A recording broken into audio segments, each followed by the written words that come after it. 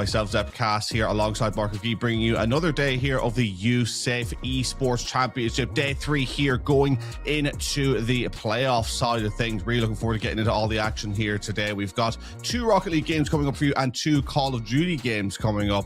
Going to be absolutely fantastic to cover them all. I am Zepcast, as I said at the opening, and I am joined with Mark. How are we doing? Fine. Actually, over the moon, because as you may have already recognised, everybody that's watching Scottish, and we won our first World Cup game in 28 years. So, I mean, I'm a happy day. So it's getting into some more soccer-ish sort of game style starting us off as well. So some Rocket League coming our way, and I'm looking forward to it because it's semi-finals. It's where it all comes down to just performing on that one game that you need to perform at your best. So hopefully we're going to get some great games ahead of us, both for Rocket League and Call of Duty today. Zep, how are you doing yourself as well? Have you had a good night's rest and ready for a great day ahead? Yeah, listen, look, I had a great night's rest because unfortunately for me, there's no Ireland at this World Cup, so I have no reason to stay up to watch it. It's gutting, but you know, in moments like this where I get to wake up refreshed for, you know, a fun day of action in Rocket League and Call of Duty, I'm actually, no, I was about to lie and say I am thankful. I'm still gutted Ireland aren't there, but you know, I'm wishing all the best for Scotland as well. You know, the Celtic counterpart want them to do the best they can in the World Cup and want to see the best that we can from all the teams competing here today. And we're going to be breaking down the rosters. We're going to be talking about the recap, schedules, blah, blah, blah, all of that. First, let's talk about the sponsor, USAA. USAA was founded over 100 years ago by 25 military members with a mission to always take care of their own. And folks, if you want to learn more about that, make sure to go check out USAA.com. That's USAA.com. Check that one out. And as we move ourselves swiftly on to the schedule here for the 14th of June, day 3, you'll see, as I said, 4 games, beginning with Central Europe versus England Bravo. That's going to be the first game that we cover on broadcast. Then moving on, it would be England Alpha versus Mediterranean. I mean, look, all of these teams have played against each other multiple times at this stage, Mark. They're all very familiar with each other. But what's fascinating about the Rocket League side of things, from what we saw yesterday, it feels like if the stars align, any one of these teams could get a win against any one of the other. Yeah, definitely. I mean, everybody's got themselves a win, and they've won against teams that they've lost against beforehand. So there is no way in which you can't see any of these teams going through to that grand final straight off the rip. But there is obviously certain stats in there that we are going to see, which are going to be obviously seed 1 is a big difference compared to seed 4, which is obviously the first game that we're going to see is Central Europe and Bravo. The difference is completely reversed in number wise, so you kind of feel like there's a little bit of a slight edge maybe going into this one for the teams on that higher seed. But you never know. It's Rocket League at the end of the day, and anything can happen. We've seen some of these games going such close ones right to the final game, and even just a goal difference in Game 7 is making a massive difference. So it could be anybody at the end of the day and going into that grand final for tomorrow. Absolutely. And yeah, I mean, look, we have a lot that we can break down here in terms of what we expect to see from the Rocket League side of things going into that one first, right? I mean, we got to talk a little bit about Central Europe, right? I mean, they have been a fantastic team to watch. A team that when we went into the last game of the evening yesterday, I believe it was, they were playing Mediterranean. And, you know, we thought, I mean, from what we're hearing from the Central Europe, we hadn't really seen much of them in broadcast, but we were hearing that they were doing a lot of good work throughout the course of the tournament. Mediterranean, a team who, again, I have often said that I've been such a fan of in terms of actually watching them play, but they've really struggled to get games over the line. Multiple Game 7s not going their way due to calamity errors and mistakes at the back. But Mediterranean took that to get, was it Game 7 it went to in the end or Game 6? My head actually escapes me, but it was another one where Mediterranean, you know, I thought Central Europe were going to absolutely dominate in that one. And then Mediterranean come back, they put up one hell of a fight, and look, at the end up they did capitulate towards that very end, but I mean, on the overall, wow, it was a really great performance from them. And they sort of showed up some, what I would say, frailties in Central Europe's game, where I don't know how much of it was them taking their foot off the gas pedal or just maybe a clash of style. But for a side that I was hearing that were doing so much of the damage to struggle at times against this Mediterranean side, I wonder going forward what that means, especially for the likes of England Alpha, England Bravo. Will they now smell blood against the Central Europe side? Yeah, I mean, they might well, because, you know, like at the end of the day, you just need to win a couple of games with Rocket League more than any other position, right? And England Bravo haven't got what looks like the best statistically, right, line-wise. They've scored like about 1.53 goals per game as a team, right?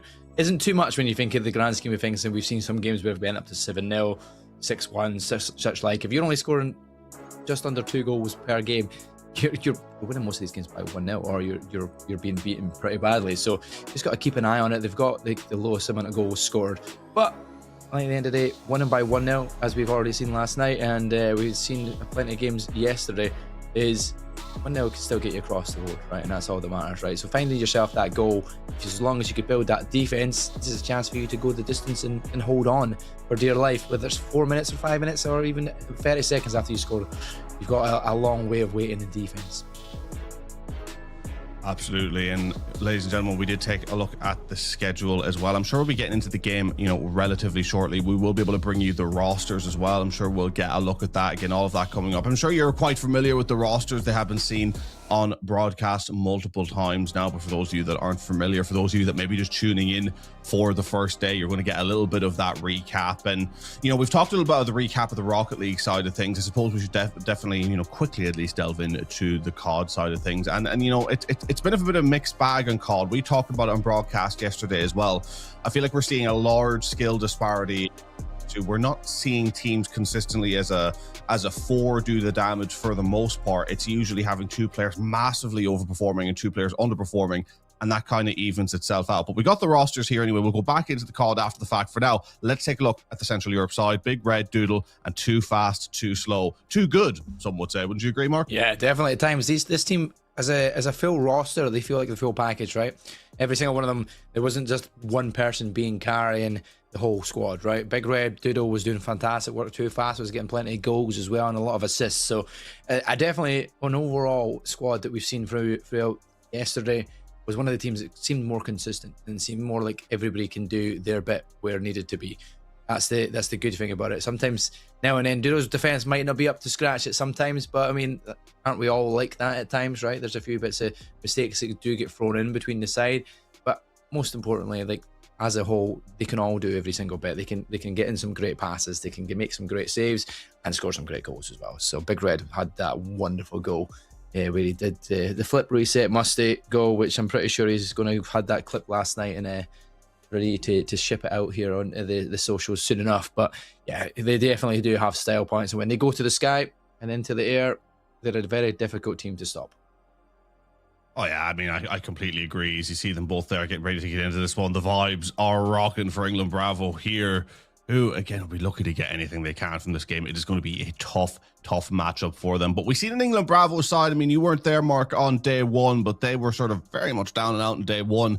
And at least from what we've seen of them on broadcast on day two, managing to pull it back incredibly well in terms of just their ability to stay into these games. Whether that's enough that they're going to be able to pick up a win against Central Europe, I'm really not sure. But I mean, you highlighted with Central Europe as well with Big Red. I mean, the shots that he was taking, that sort of musty flick he came out with, and he has a 40% accuracy so far in the tournament, 1.13 goals a game, making him the most clinical finisher in the tournament. And I mean, we talk about the rest of the stats. Dougal, my God, going a bit farther ahead there, but Doodle, season 14 grand champion. I mean, he's also quite a number of goals, 1.06 per game, 25 assists as well, kind of able to do it all. And then with Too Fast, Too Slow having 25 assists, he is able to feed the rest of the team constantly. So everyone is in there contributing, right? And that's sort of not what we've seen from every team, to the greatest respect. Usually when teams have their backs against the wall, we're looking for some of these key players to pull them through, rather than looking to the whole roster to see what they're able to pull together as a whole. So I think Central Europe have the fact that when all three of them are firing, or even when all three of them have their backs against the wall, whatever they do, they come back into it as a team. Yeah, exactly. And that's what you need to do. You need to kind of bond together once again. A few mistakes could be made, but as long as you can then readjust yourself into a position where you know how to play your game, right? You know how it's all working out for most of the times. You know who's your most important player to kind of ship that ball to, get the passes off to, who's going to score your goals, who's going to make the saves, who's going to be there rotating around. So as long as you work together, you're pretty good in that grand scheme of things. And going into the England Bravo side, you do see Boniface, the King Vod, and Machete Chief. So out of anybody, you need to have King Vod at the top of his game here. He is one player that has been making plenty of saves every single game. He has to be perfect all the time, very similar to Bunnerface. They two are pretty much there and thereabouts every single time. 2 keepers, most importantly, which makes a very strong defense. But defense being said, out of these 2 previous meetings between the 2 sides, they have conceded, have lost 4 of these games. 2 of these games 4-0 and 4-1. So I mean, that's a total of 8 games lost, only winning 1 game in the matchup. So it's going to be a very, very difficult semi-final for the England Bravo roster. But like we said, today's a different day. We had seen it yesterday where teams that didn't get a win on the first day got it on day 2. Now, important for England Bravo to win a game early doors, and all of a sudden, you never know, you could be putting one of the Yeah, look, I do think it's possible for England Bravo, right? And as we kind of lean into this, it's perfect. We're going to lean into the predictions. You know, I predict Central Europe being able to take this one 4-1. You're predicting them just to take it as a clean sweep 4-0. And, you know, if it wasn't for yesterday, I would be agreeing with you and saying 4-0. It's just for what we've seen yesterday and some teams being able to sneak matches here and there. It just makes me remiss to ever really want to go for that clean 4-0. But and we're talking about the Rocket League where anyone can win it, but with it being a marathon, not a sprint, with it being something where, you know, consistency is key in that best of 7, and having played against each other so many times, even if they manage to find something that works in one game, England Bravo, it may not be something that works for them in the next. And this is the game more than any that I think could have a quicker scoreline unless Bravo can cause the upset. Yeah, exactly that. So on Bravo and what they can do defensively. If they can hold strong for long enough here in game number 1, you just never know. The script might not be written yet. You can write your own and get ready to go into that grand finals. But like I said, we've got a best of 7 here ahead of us. So whether you start off slow, if you're at Central Europe, you've got plenty of games to work yourself into what you've been doing and working well here. Interface and CoD, they're the guys that are England Bravo in orange, as you can see. Europe in blue. So let's see who's going to get that first opening opportunity here as Big Red goes to the sky, and like I said, very dangerous when he's up above the goal and can potentially get things off that backboard and into that back of that net. This time around, that does not come out.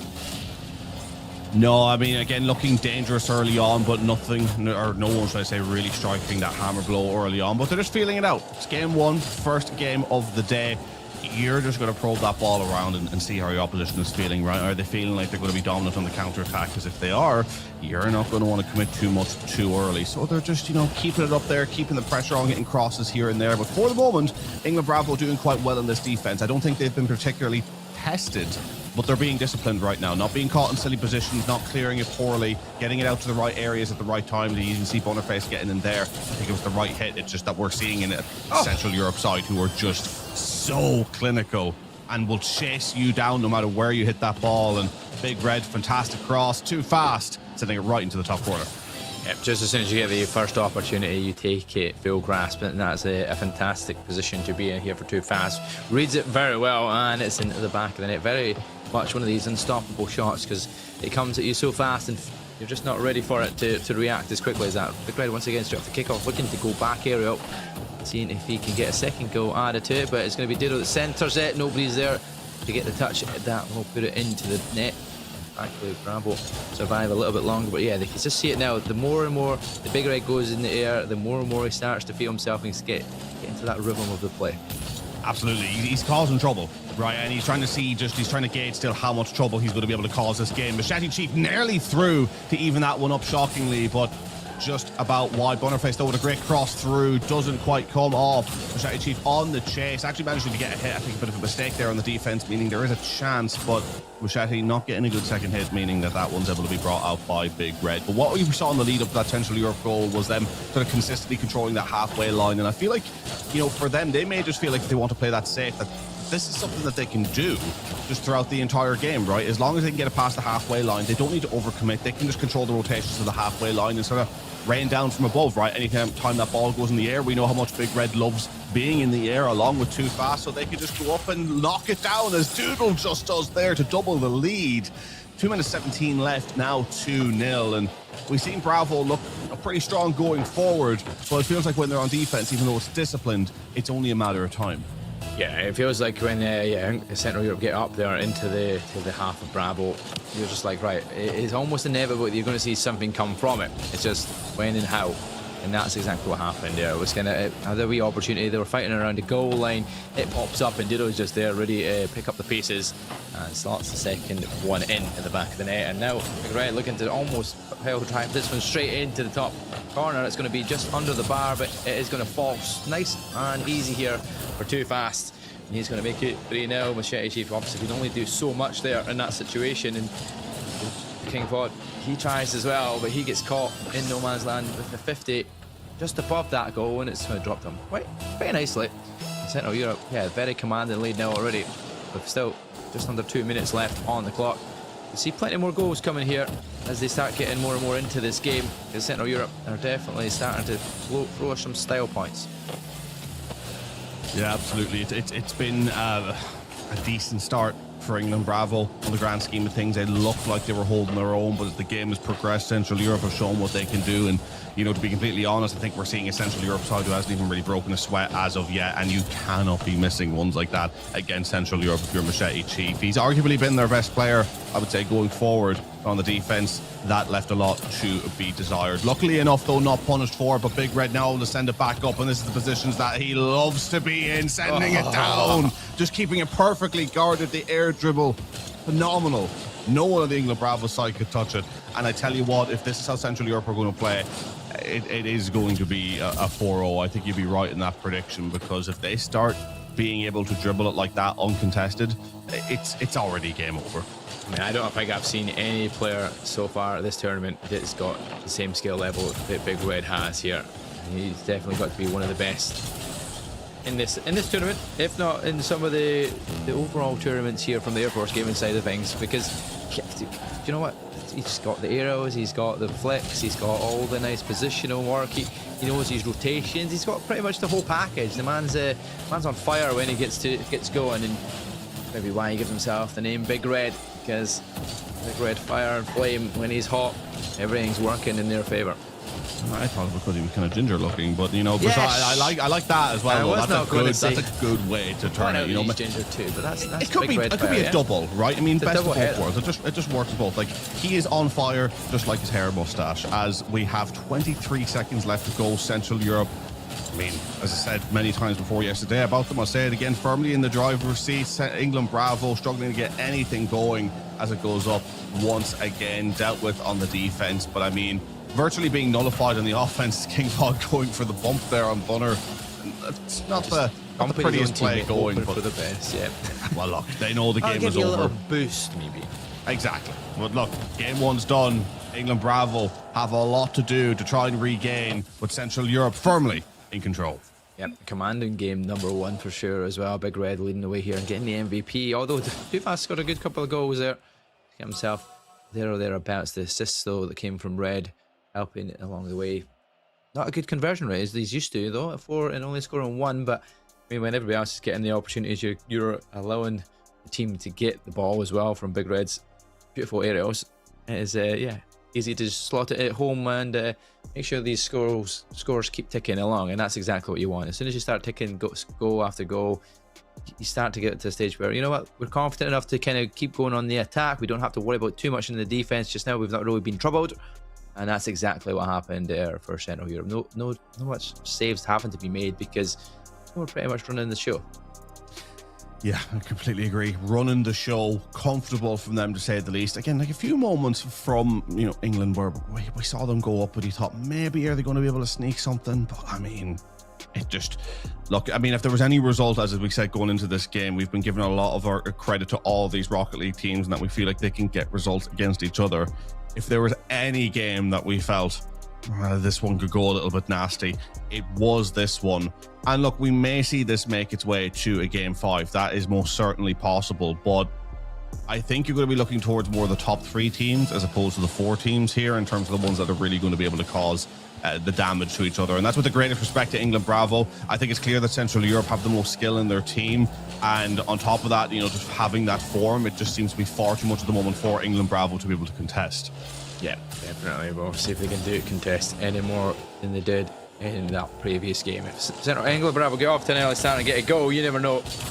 Things could be changed, and it could upset Central Europe a little bit, because they have quite a good defense for the most part. Well, granted, they've scored a lot more goals than they concede because they're winning most of the games, but they are still conceding quite a bit of goals, so it's not like they're not impenetrable.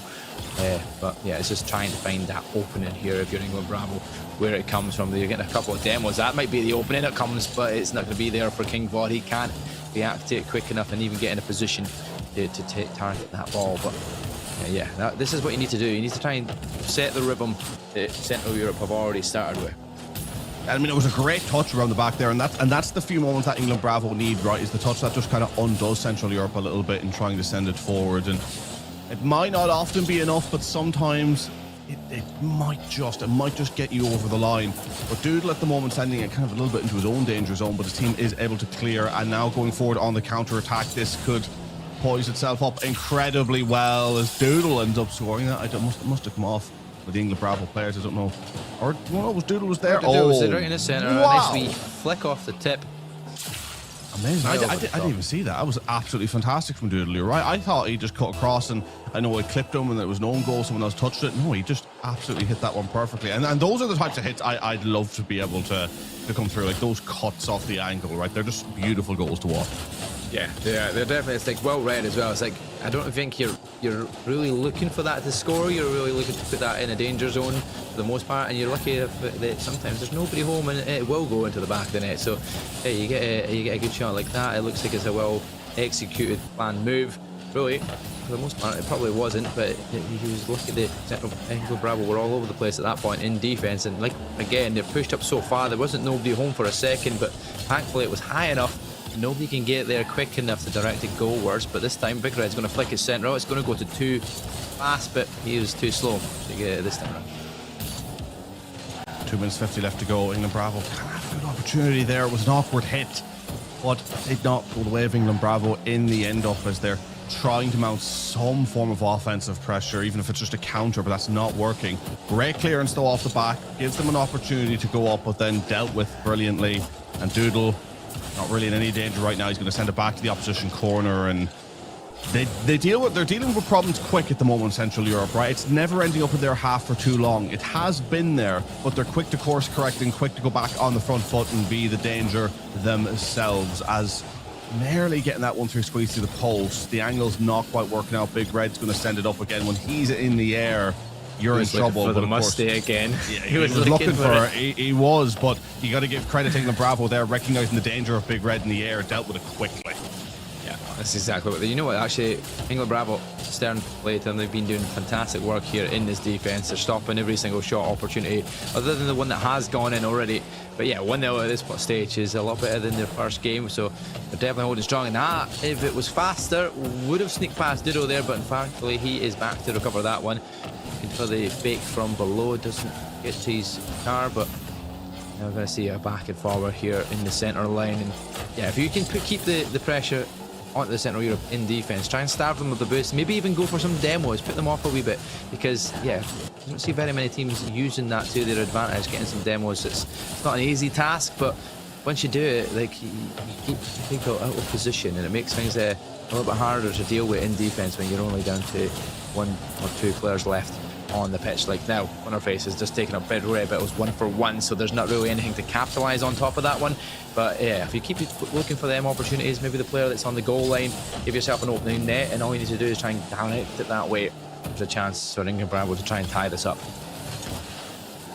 1 minute left to go. That is certainly possible, and it would be great for them early on just to be able to prove that they can do something against Central Europe, to instill a little bit of confidence in them the rest of the series. But as we say that, Big Red once again flying through the sky, perfect touches, completely undoing a defense that had overcommitted, but understandably so, needing to get at least 1 goal. And now the deficit doubled. England Bravo are running the risk of having 2 games without a goal here against the Central Europe side, who are, again, I think the scary thing is that we haven't even seen sort of what Central Europe for the most part can do, and the fact that it's still so clinical is sort of must be a scary factor for the rest of the Rocket League teams watching on here today, trying to see if they can get a result against Central Europe as the 3rd goal goes in. And a reminder to everyone, once again, we didn't talk about it in the opening, but in terms of these teams moving forward on to the final event, I believe it is in July, only 1 team from Rocket League and 1 team from CoD get through.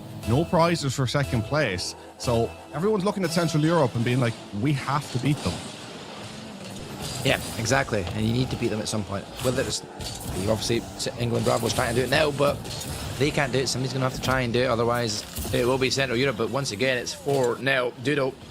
A great assist there. And it's like, yeah, it's going in the back of the net. Look at that opening there. You're not going to really miss from there. You get enough power behind it. It's right into the back.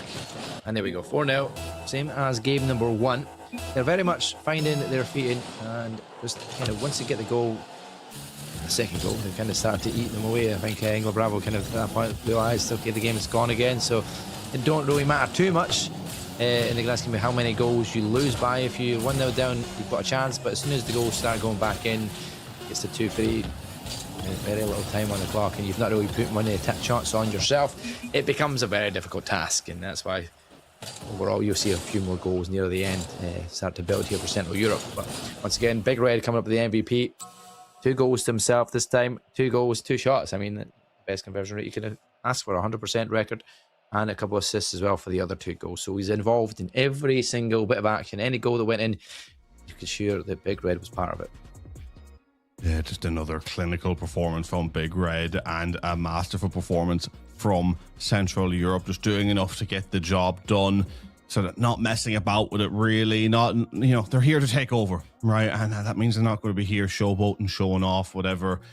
They've just come through, first game of the day, and they're like, right, let's get the goals, let's keep it clean on the defense. And you talked about it, right, with their defense not being perfect. So it must be a bit of a booster for them. It must be something they've realized that, yeah, look, we look like the best team, but this is still something that we need to work on, right? We need to get this defense locked down. So even playing against this side where they may feel they can go a little bit more extravagant going forward, shall we say, right? They may feel like they may have more opportunity to show off going forward, take that third player off the halfway line and go up and go for these passes. Nope. They're being disciplined, they're locking it down, passing between each other well, rotating well, and making sure whenever it's in their own half to get it out of there quickly. A disciplined defense as well, and it's commendable that they're deciding to implement that kind of strategy in this game where they clearly feel like they're excelling on the offense.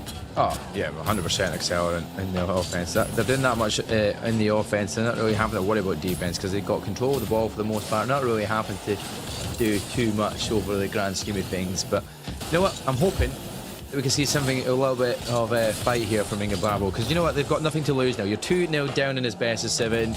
Yep, granted you've had very little opportunities, but you're going to have to start forcing things to happen now. That's where it's all coming down to. King Ball is going to try and do that straight off there up here, but it's Big Red who is home. But up in the sky, Machete Chief gets it, but Doodle makes the save as well. So just when you do get opportunities and do get the attacks, the saves are coming in for Central Europe at the moments that they need to do so. And there you go, that is exactly what you wanted to see from England Bravo. Start off strong with a couple of shots straight early doors. And one thing you have to commend as well, you know, we talked about England Bravo's defence being quite disciplined for the most part as well. It does kind of show you that you can't just rely on defense. There's got to be an offensive effort there, because England Bravo coming through to this stage of the semi-final with one of the stronger defenses out of any of the teams here, and Central Europe, of course, one of the stronger offenses. And we praised England Bravo for being disciplined, and yet they've lost both games around 4-0. So, you know, it doesn't matter how disciplined you are. If you're dealing with constant barrages of offense, eventually something is going to go through. Eventually cracks are going to form. And that is what has happened for England Bravo, and they haven't been able to counter with anything themselves. A minute and a half gone, and once again, it has just been all Central Europe trying to get these crosses through, trying to find ways through the lines, nearly getting it through. But once again, England Bravo's defense holding. However, another opportunity through, and 2 players caught lacking on the line, caught mid-jump. It's the back flip. Oh, it's the back flip. That is a brutal one to concede. The amount of times I've done that, and I'm like, oh, I've got this, oh, and then you bump your teammate, you backflip into your own net, all of a sudden, it's an easy goal for your opposition. Central Europe will capitalise on every opportunity they can possibly get. That was a little bit gifted towards them. It wasn't really worked out in their favour for the most part. They started to build, but there's a quick answer back here, off the crossbar and off the line, and could have been the equaliser straight away, but Bravo could not put that home. And unfortunately, that might have just gone the opposite way as well. But what a save on the line from Bunnerface. I just can't believe he actually managed to stop that from going in there. So close, yet so far. And England Bravo now trying to get up and get this counter. It's not quite working though, and Big Red up in the air himself, getting ready to pinch it down off the backboard. He gets there, No one in Central Europe really positioned to do anything about it, as they once again just start feeding it back in between the corners, seeing if anyone can rise from the center to tap it in. It does get crossed back out though. England Bravo have an opportunity here for an offense, but a great block once again from Central Europe. And I love seeing those blocks come through, right? It reminds me a lot of the Irish sports, you know, you have hurling and Gaelic football, right? It's something that's very pivotal to those games, is getting in there for the blocks to stop points going through. And so I often love seeing it in Rocket League as Central Europe get another, eventually squeezing it through. The blocks working to a T to set themselves up on the offense to eventually get that one in. Yep, that was very well played there from Dudo. Just kept following the ball in, hoping that somebody will be out of the way for him. He just manages to flick it into the corner, and then all of a sudden you're 2-0 up, and this could be a one off straight off the restart, but no. Chief doesn't fall for the fake and the slowdown of the car that was coming. Heroes, nice 50 here, will win that challenge almost, because it's going to fall to his teammate Dudo, who's going to send it straight back at England Bravo. And it's an opportunity like that from too fast. This might be an opening for England Bravo. Take it to the sky, pass it in centrally, but Big Red, too much mechanical ability, deals with that pressure very quickly. Central Europe now confident in the way that they're playing. Not that they ever weren't, but England Bravo held out for a long time in their defense this time around. It looked strong, but we have seen this, I think, in the games now, where England Bravo, they hold on well for the first couple of minutes, and as the heads begin to drop and the momentum begins to sap, and they've realized they're not really getting anything on the front foot to complement those defensive actions, it just, the foot comes off the gas pedal just a little, and they get punished for it, right? They start to concede a lot towards the end, and with it being 2-0, just a minute left, you wouldn't put it past Central Europe to be able to go and score 2 more in the last minute and have another 4-0 scoreline. It feels like it could be on the cards here. I mean, it's kind of consolation at this stage just for England Bravo to be able to hold on in these moments. It's going to be a case now for England Bravos. How do they see a path back through on the loser side of things? And it's a path for opportunity, maybe. There we go, and perhaps trying to carve an opportunity to an overtime here. Machete Chief capitalizing, getting the first goal for England Bravo in this series. Yep, a very much needed goal as well, because that will be realising that we can score against Central Europe. There is openings, there is opportunities. Now we just need to start looking for them more. But 45 seconds left on the clock. Can they take it to overtime? We've not even seen an overtime. Or at least yesterday we didn't see an overtime. I don't know if you've seen an overtime on the Friday. Yeah, very difficult to get to that stage where teams have been pretty much more dominant enough near the end and managing to hold on in defense if they are up by only one sometimes. But yeah, at this stage, time is ticking. Hunterface, that's a great pass towards him. Can't deal with it though, but it's going to be sent up central, and it's going to be too fast. Even with no boost, manages to send that rocketing up the side of the pitch. Big Red, if he can decide what he's doing with that, he decided he's not going to follow that up. We've only got 10 more seconds. Ticker's ticking, and it looks like this would well and truly be Central Europe's game once again. Potentially taking this to match point, and they will do.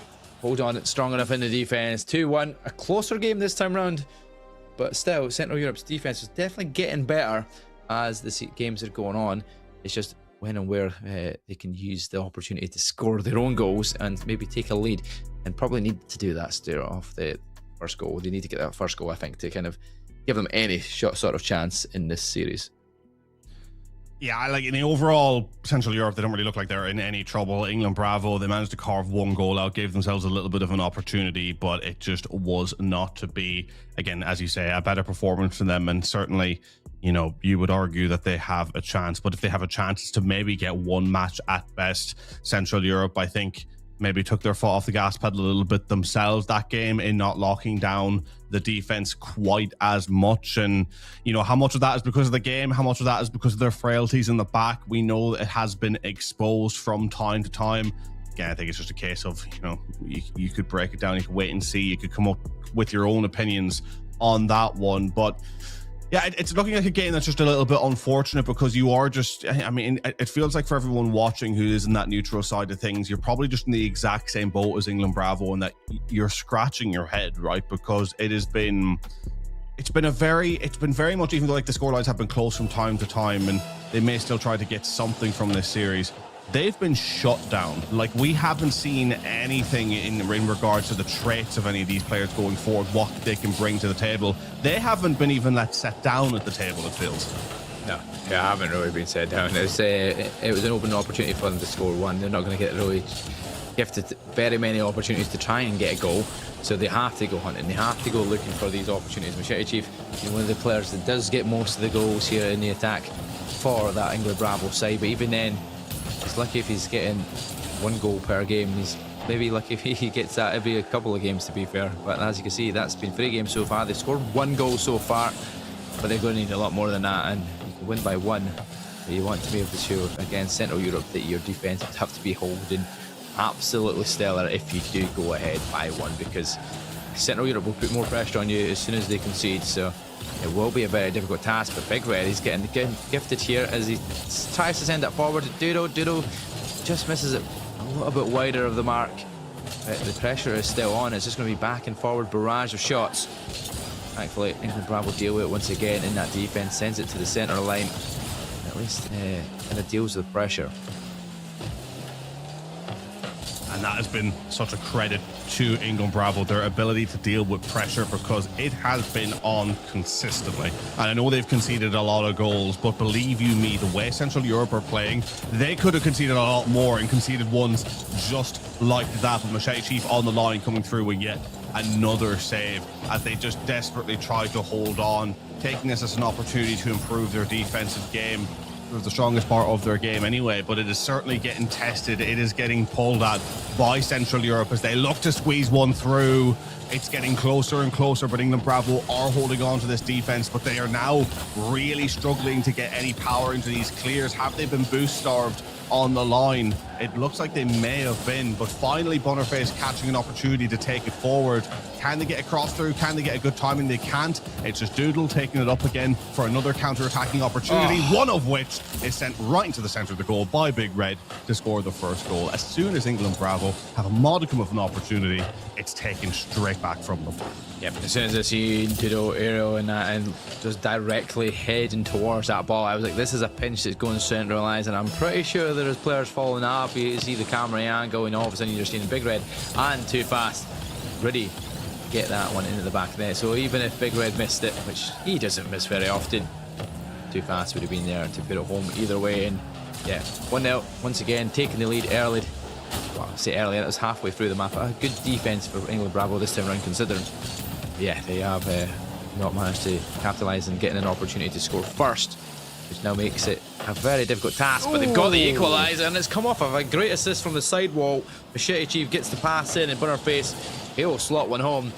That's a 50-50 challenge, and it comes off the angle straight into the front of Butterface. He'll put it central, and no defence can deal with the speed of that. As England Bravo tying things up here. Best position they've been in so far in this series. Still got plenty of time to play as well, just under halfway. Still got chances to go forward. That's exactly what England Bravo needed. Just force an error, force an opportunity through a 50-50, right? And if you're getting up on offense often enough, those opportunities will come your way, and Butterface was there to capitalize on it.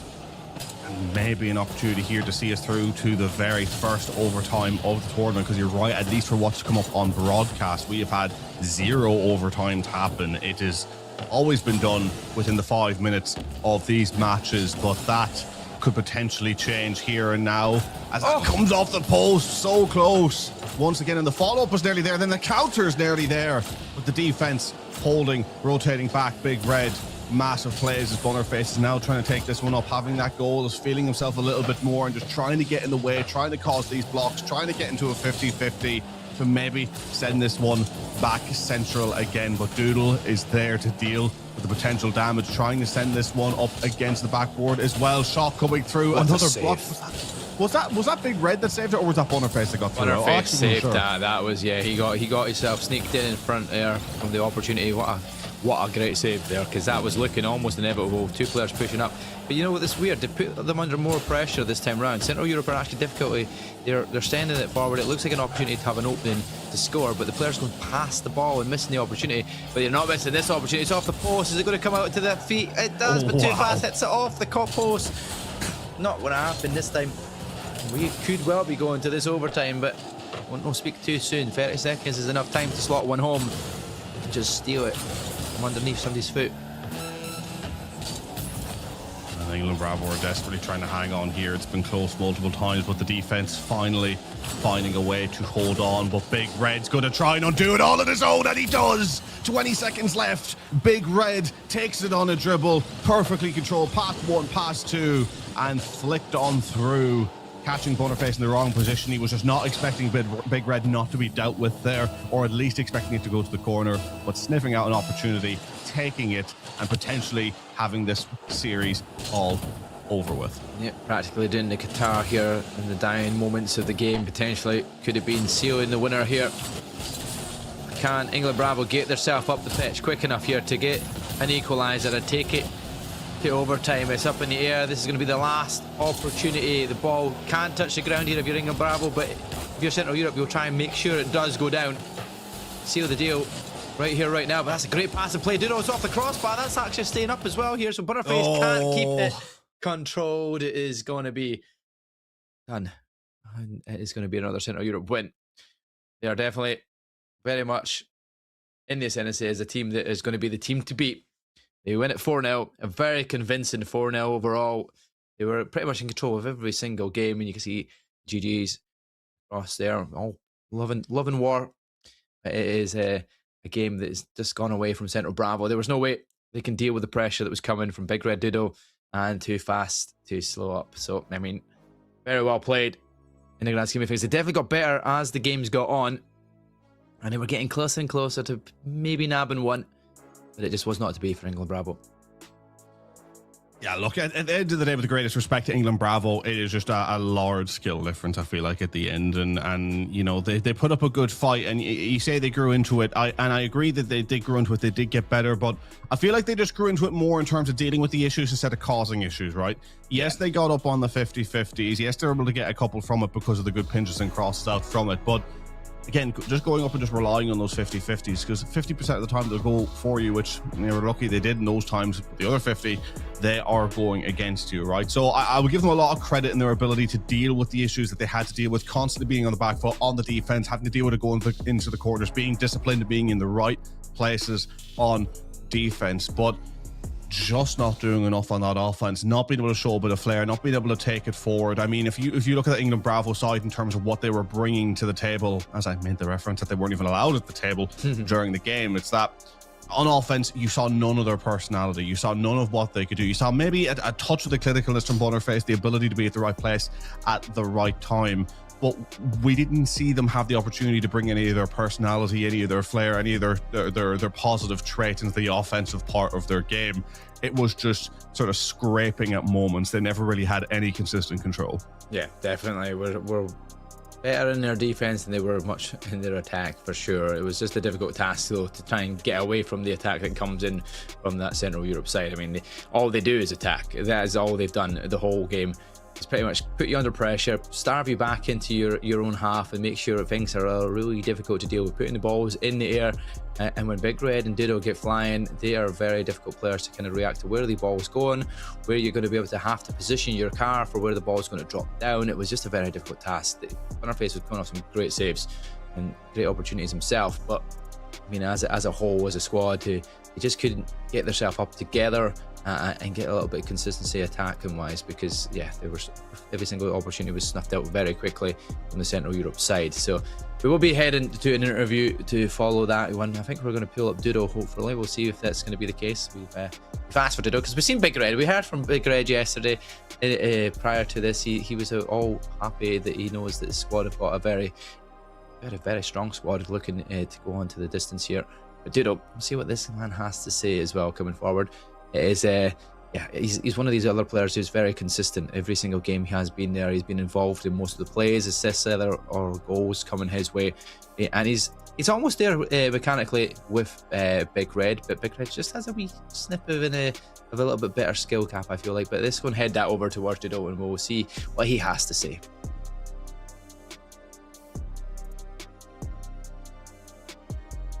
Okay, we're just getting it in the air. Doodle isn't there. Did he refuse the interview? Has he stormed out of the building? Is he celebrating a victory? We're going to find all that out. We'll hopefully be back with the interview very shortly. But before we get to that, we got to take a break for a couple of minutes. Don't go anywhere, ladies and gentlemen. We'll be right back.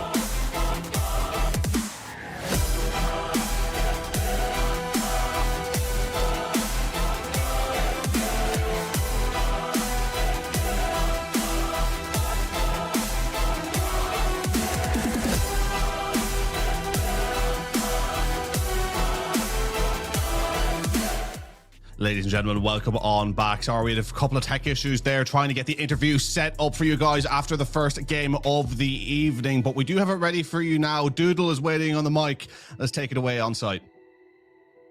Caution. Yeah. Now I'm blind. Oh, Sweet. this is for you. Good afternoon, sports fans. It's your friendly neighborhood Paul here, and I'm joined by Doodle, who just got done. You've swept enough today. Thank you very much. Taking a 4-0 series there. Yes. So tell me, what was your favorite part of that last series? It's kind of tough, honestly, because it was pretty short. But we had some really good passing plays. We found some good opportunities to go for some clips. Didn't really convert a couple of them, but a couple passing plays that went our way were really Okay. good. What do you think your team needs to work on for your next game as you guys head into the finals? Which, by the way, congratulations. Thank you. Yeah, so I think because we expected to win this game, we started getting a little sloppy. A couple defensive plays that were kind of a free-for-all, all of us committing at the same time, but we dealt with it well, converted back to offense really well. So I think going forward, when we have the other teams that are playing better, we're going to have to make sure that we stay on our comms good and transition from defense. Okay, so now heading into the finals, the other two teams are England Alpha and Mediterranean. Yep. I guess my question is, do you have any sort of strategy going into this, or is it just going to be, doesn't matter who it is, you guys are just going to, I think either way we're good. I mean, we feel pretty strong. We beat both teams multiple times. Beat England Alpha in scrims. We dropped the series to them on the first day of groups. We're thinking they're the stronger team, so between the two, if we have a choice, we'd prefer to face Mediterranean. But either way, strategy is the same. Keep on comms, keep rotation strong, and win the game. All right, man. Lovely talking to you. Back to you guys. I mean, that was a fascinating interview to hear, wasn't it, Mark? Because, I mean, it was actually, they touched on at the end kind of perfectly what I wanted to touch on when we came back from the interview anyway, which is how they would feel about the games going forward, right, between England Alpha and Mediterranean. And kind of agree with what he says there. You know, they'd rather face up against Mediterranean because of the consistency of the three of England Alpha. But again, now going into this territory where it feels like, at the very least, every team they're going to be playing against from here on in is going to be able to take a couple of matches against them if the stars do align. But I mean, we've seen what Central Europe can do on multiple occasions now. When they are on form, when they find a rhythm, by far the most dangerous team. Yeah, by far.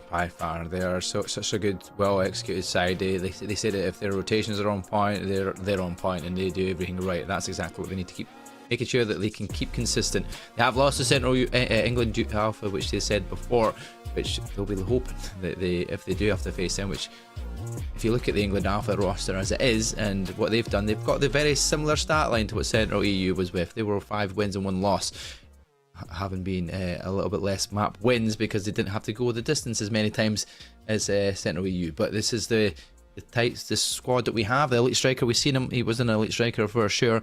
Zorvix and Tyler owns you.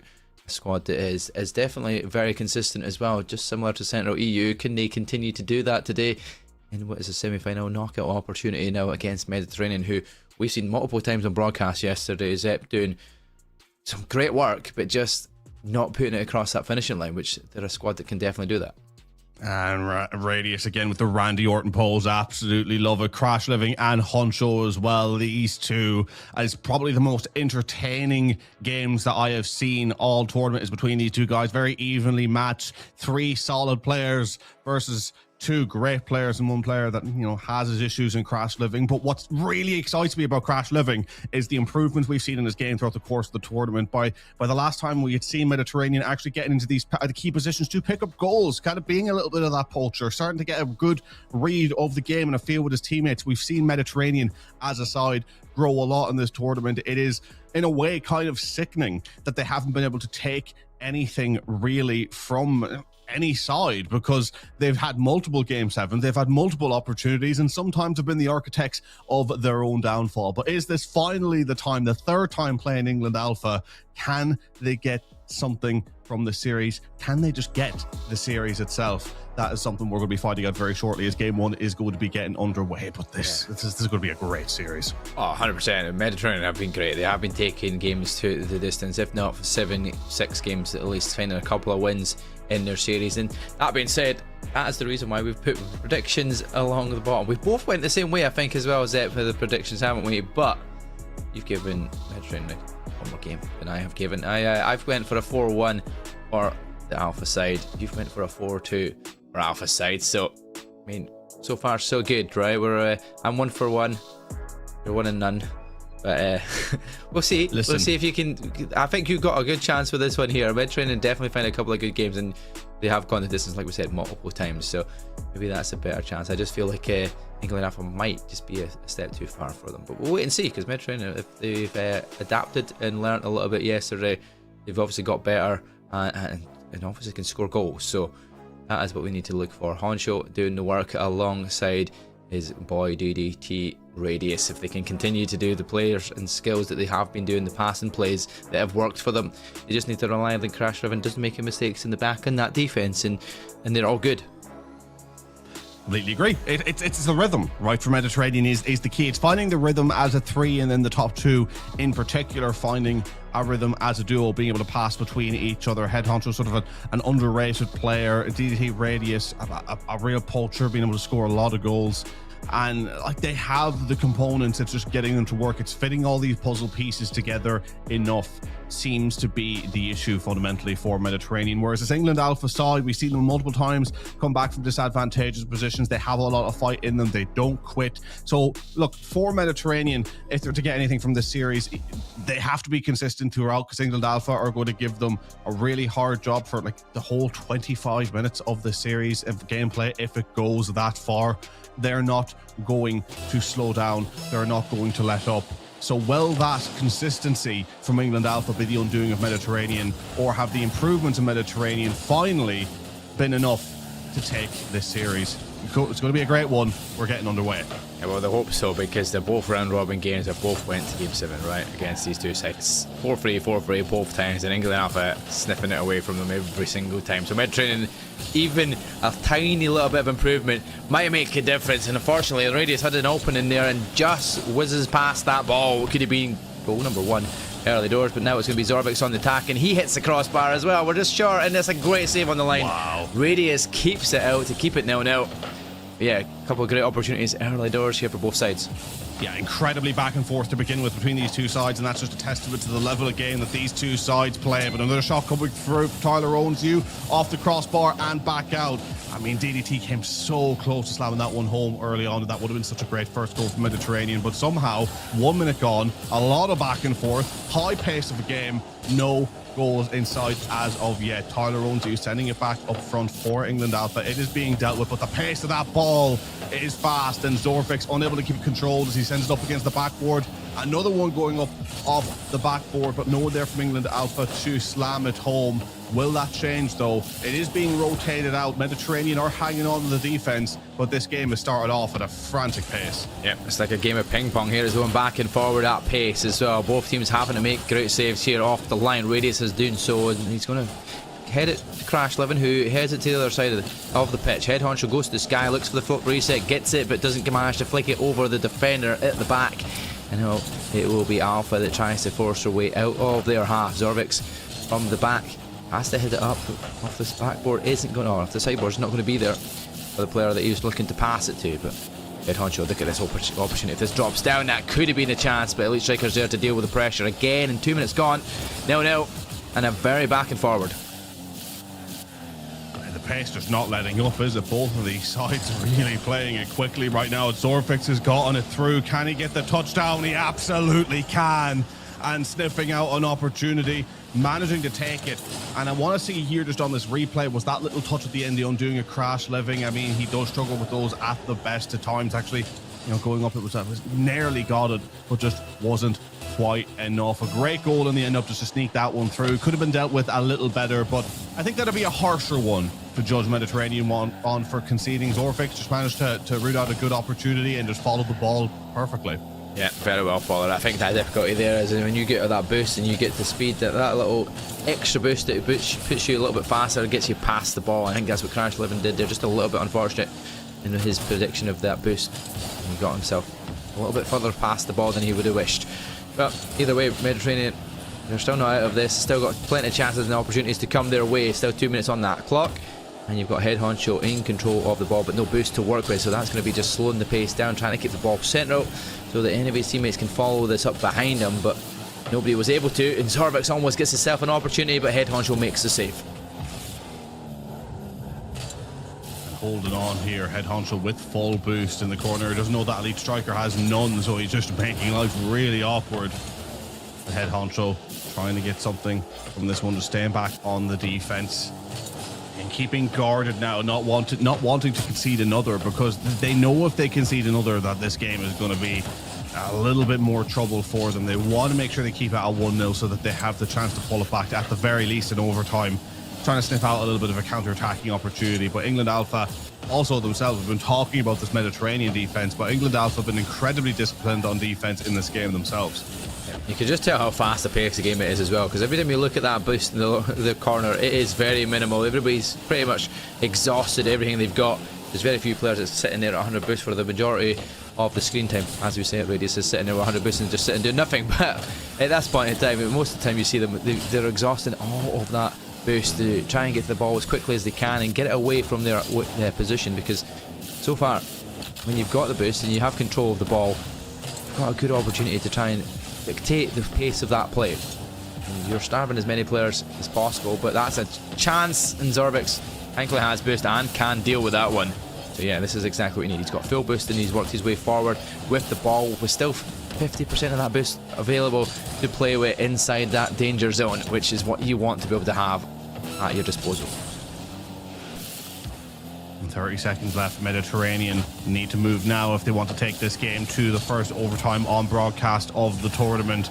Again, it's insane with all the game sevens these two teams have had that we haven't had one overtime from it, but DDT Radius, Head Honcho, Crash Living have the opportunity to change that. They send it forward, 10 seconds on the clock. Honcho lifts it up. Can he lift it down? He can! It was perfect into the corner. The defense nearly there to get it clear, but a moment of brilliance from Head Honcho should be enough to send this to the first overtime on broadcast. Elite Striker just not close enough to pinch that one out. That, as Head Honcho says on the screen, this is Rocket League. Yeah, this is it. Definitely Rocket League. Overtime with a second to go. Is he going to be able to slot it home? He's not. Head Honcho's off the line. This could all be the overtime, but it's managed to be kept up, and it's going to be a goal! No. Elite Striker on 0-0-0. It is 2-1, and it all falls apart for Mediterranean just as you think it was going to go to overtime. Zorbix calls it, and this is Rocket League indeed. 2-1 at the death. I'm just seeing in the chat, people were putting in the game chat, this isn't Rocket League at the end up there. I love that comeback. I mean, wow. What a game. Yeah, Head Honcho, this isn't Rocket League. Distraught after fighting so hard to pull that one back. Yeah, England Alpha just go straight onto the offense and in the death at the 0 mark, getting that goal to win game 1, 2-1. I mean, this series between these two sides always full of surprises, and we've had another one come our way. I mean, what more could you ask for? I know, we can ask for anything better than that. You'd be very, very much disappointed with how that just ends there. You get it with 6 seconds. You think, like, all we need to do now is get the worry and deal with the restart. They did do that, but the ball stayed up for a little bit longer than the 6 seconds, and it kept the ball ready and in play. And thankfully, if you're England Alpha, you'll be like, wow, well, thank God we're not going to overtime, because that could have been the first game loss if we were to go to overtime, because Mediterranean were starting to get themselves into the game near the end of that play. So yeah, very, very well done for England Alpha to close out before we go to that overtime. And now they will take a 1-0 lead going into game 2. A little bit more confidence building, hopefully, for them as well. But Mediterranean know fine well that they're in this game, and this is going to be a nail biter indeed from the distance of however many games we see. It could well be, like you said, another game 7 coming our way between these two sides. It definitely looks like it could be the case, because both teams are very, very close to each other in terms of skill and play style. But you think it just needs one big play here from either Head Honcho or a DDT Radius to keep control of that ball. I mean, you just wonder how much of it will be a confidence booster for Mediterranean or a confidence drainer, in the sense of, you know, yes, they're getting closer and closer on these games to get something from them. But, God, if you're Mediterranean, you must just be thinking now at this stage, like, what do we have to do to get something to go our way? What do we have to do to get a game go over the line? What do we have to do to be in control ourselves and not be fighting for a win from that underdog position? Because everything was going right for them. A hard-fought game, a frantically paced game, back and forth, where they managed to sneak a goal and to maybe take it to overtime and then just not to be. It's heartbreaking stuff for them. But minute gone nearly in game 2. The pace, quick, not quite as quick as it was before. Both of these teams still feeling each other out in this series, it feels, as we are seeing sort of Mediterranean struggle a bit more in this defense. England Alpha once again putting up a bit of a consistent offense, but not getting it through quite yet. Yeah, I think the redirects from Mediterranean, they could, as far as they could put it, it's only to the right hand side, but they can't put it away this time round. They can't direct it away from Zorbic's front of the car, and there we go. That little direct pass at Head Honcho. I think he wasn't aware that that was about to come back to him, and all of a sudden Zorbix gets an opening to slot one home. And within the first minute and a half, we are 1-0 up again from England Alpha. We've seen it last time round, but we did see the comeback coming from Mediterranean. Can they find something from it? Can Head Honcho and Radius do something about that? There, Zorbix almost with Elite Striker trying to find another great strike. Just gets saved off the line. Potentially a counter opportunity on here, but it doesn't come down properly, but it's missed. The fake and Crash Living though lift it in. It's off the crossbar. So close, yet so far once again. The story of Mediterranean's tournament, it feels. But still plenty of opportunities here. Trying to get that one cross back in. Elite Striker is there to deal.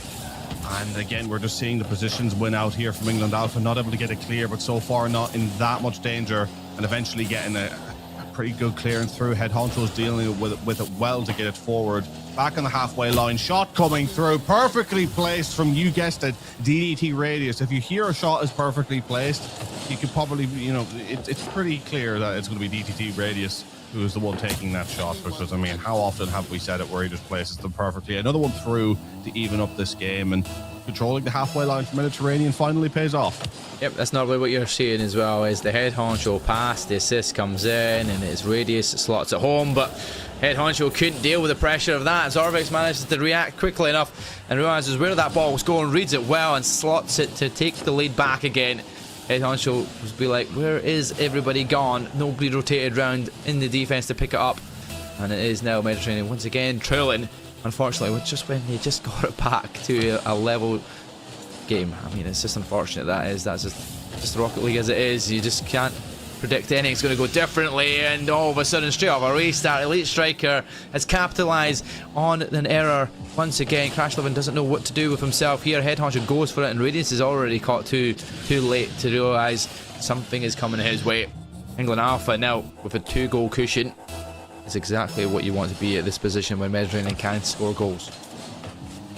It just feels like Mediterranean build houses just to set them on fire, right? Because I mean, they put in such a hard graft to get something from these games, to build that house, to have something, and then just to instantly light a match when they should have a little bit of security, feel a little bit home and dry, and just burn down everything they've worked so hard for, to even that one up just to be 2 goals down in what, 30 seconds really of gameplay time, and all that happened. It's super unfortunate, and again, it's just rotational issues on the defense, not being back quick enough, misreading the game, and it's those moments that have been.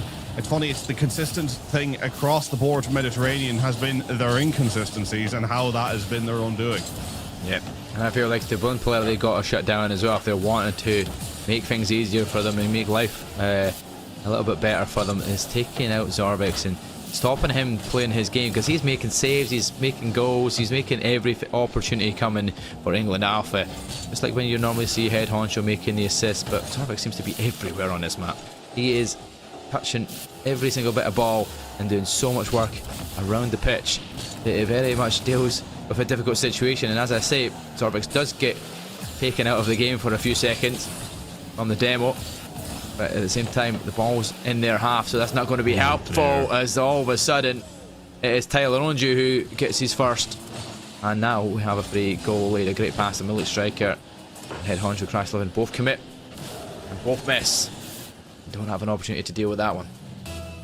A lovely little touch to send it through means that England Alpha surely going to be through in this game at least. 4-1 up, 1 minute 20 left to go, on the precipice of taking this series to 2-0, but Head Honcho still trying to put up a fight, on the chase, on the prowl, just about gets there to clip that one in. 4-2. That's still a lot of time, or should I say not much time really to pull it back, given how well England Alpha have played on the defense for the most part. But anything is possible, and they've given themselves a chance. Oh yeah, I was going to say, I thought they almost lost themselves a restart goal as well, but they didn't. They managed to deal with it in the end. But Mediterranean, they would have liked to get another one straight off the restart, just to make things a little bit easier and give themselves a full minute to try and get the equaliser. But now, with a minute to go, 2 goals to score. A difficult task for Mediterranean to deal with when England Alpha have been pretty consistent in their defence, and definitely a difficult task to break down. Nice to be pass and play to Tyler Onju, but he can't pass it well enough to Striker, but he manages to still pick the ball up and flicks it forward almost into the back of the net. But Head Honcho once again making the save on the line, still keeping the team in this game, but there's only 30 seconds left and you need to Radius, that's a great blocking from Radius. Tyler owns you. He was in the danger zone there multiple times, and Radius just making sure to shut him down, but now stuck with no boost in the corner. Is going to struggle to try and get this one out, but this game looks all but done. There's going to be 10 seconds left now. England Alpha up 4-2, about to be up 2-0 in this series, and firmly in control it feels, as you wonder for Mediterranean, are the heads on their way to dropping? It's a testament that they haven't already, but it does feel like as a side, you know, they've had multiple close games, and you know, eventually when that with that happening, you're just going to run out of steam if those close call affairs consistently don't go your way. Eventually your head's going to drop. You're going to want to go home and play a massive re-game. Yeah, definitely. I mean, that's unfortunate. Mediterranean, they get themselves back into game. They get it to an equaliser. You think, okay, maybe we could do something, and then straight away is another goal going against them. And before you know it gets out of hand. You get a couple of goals behind. And once you're a couple of goals behind, it definitely makes things a little bit more difficult, especially as the time whittles away and you're within a minute to score 2. It gives yourself more pressure. But when you start to do that with pressure against you, you start making a little bit more mistakes as well, because you're forcing opportunities that might actually leave yourself open in the back. And having a 3-goal lead, that is pretty much a devastating position to be in if you're England Alpha. But off the restart, it was quite quick to kind of come back. But even then, like we said, a minute to do 2 is not the easiest of tasks against this England side. No, not at all. And look, we have seen from Mediterranean the ability to take matches, and we've seen it between these two as well. Like, as soon as you think you know which way it's going to go, it flips the other way and will somehow find its way into a game 7. So I think to write Mediterranean off, it would be a little bit too soon to do that. But I am just wondering how much that spark might have started dimming in regard to the hope, because surely, as we talked about just at the end of that game, you're in so many of these end game scenarios that are not going your way.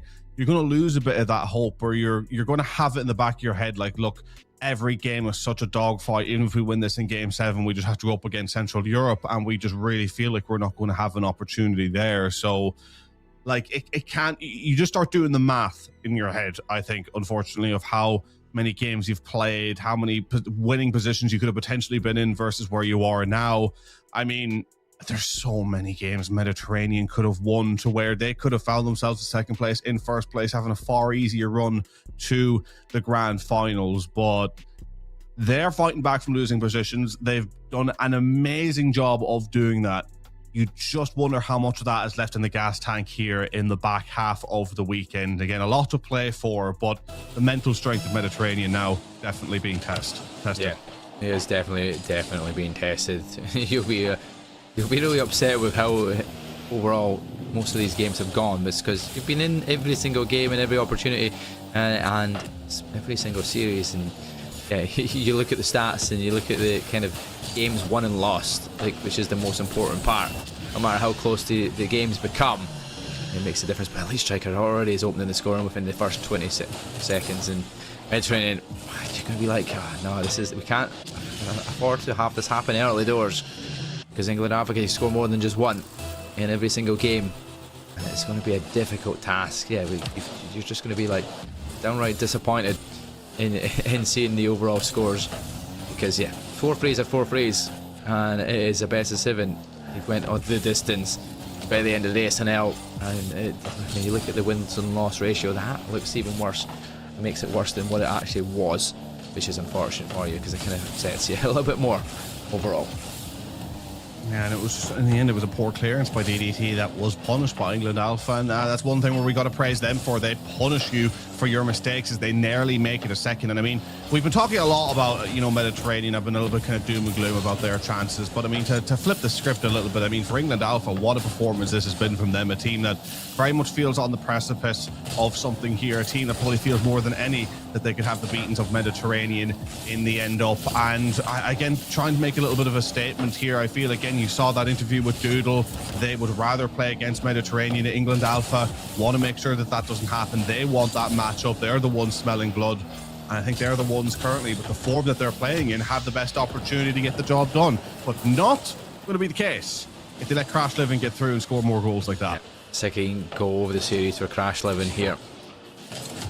said it before, right? Crash 11 doesn't score very many goals, but when he scores goals, they are actually in the game, right? They're in a. It's most of the times it's been their closest games they've played when Crash 11 has been on that score sheet. So maybe this is an omen for them. Maybe this is the chance that they needed. Crash 11 scoring a goal in this game early doors as well gives them plenty of time to try and find more. And if Radius has actually been quietened quite a lot in this series, and that's one player that you need to be firing on all cylinders for the squad to perform at their best, because Head Honcho does all three roles very well, and he has been pretty much trying to carry the squad so far, where Radius hasn't even been able to back him up as much as he usually does. And raining down from above, Zorvik's nearly getting another goal for his side, doesn't quite happen. Now 2 minutes gone, sitting at 1 apiece. England Alpha going to be happy enough at where they're sat. Not going to be happy they conceded, but I don't think they're going to be feeling particularly threatened quite yet, although Mediterranean will want to sort of up the ante, start the threats, and they absolutely do with Head Honcho putting aside in the lead there. Terrific hit just going over the side of England Alpha. A little bit lucky, but they deserve a little bit of that luck, and that's what happens if you get into those positions. You're making a little bit of your own luck at that point. Yep, make your own luck, exactly what you need to be doing here as well. That is what Rocket League can be down, especially with angles like the corners of this pitch here. It definitely gives you very difficult shots to deal with. And you know what, for the first time, Mediterranean are in the lead, and I've said it there, it's Crash Living scoring a goal, gives himself a better chance in a game. All of a sudden over basically chances that Radius are making, and even Crash Living pushing himself up the pitch, which he gets confident after he scores a goal. His gameplay changes completely. Like, it's not sitting back in the back waiting for something to happen, waiting for the ball to drop down, and that's where he makes his errors for the most part, where he's just been doing nothing. But as soon as he scores, he starts pushing himself up. He gets more confident, he gets more shots, he gets more opportunities, and he gets more saves, and he kind of starts to play a lot better when it comes to the game. So this is what a Mediterranean really need. Just need Radius now to get onto top form as well, and before you know it, this could be their first game win. That's what they need, and they're playing with a little bit more confidence here. They just need to make sure not to mess up at the back as they get that one clear again. That is going to catch England Alpha out.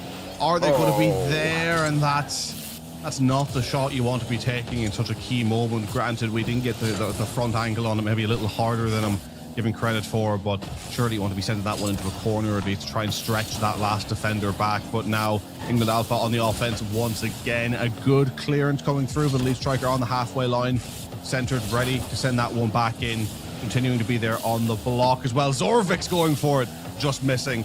That would have been a dangerous hit if it came through. Yep, definitely would have been. Zorvik's has been taking a lot of shots in this game here, not managing to convert yet.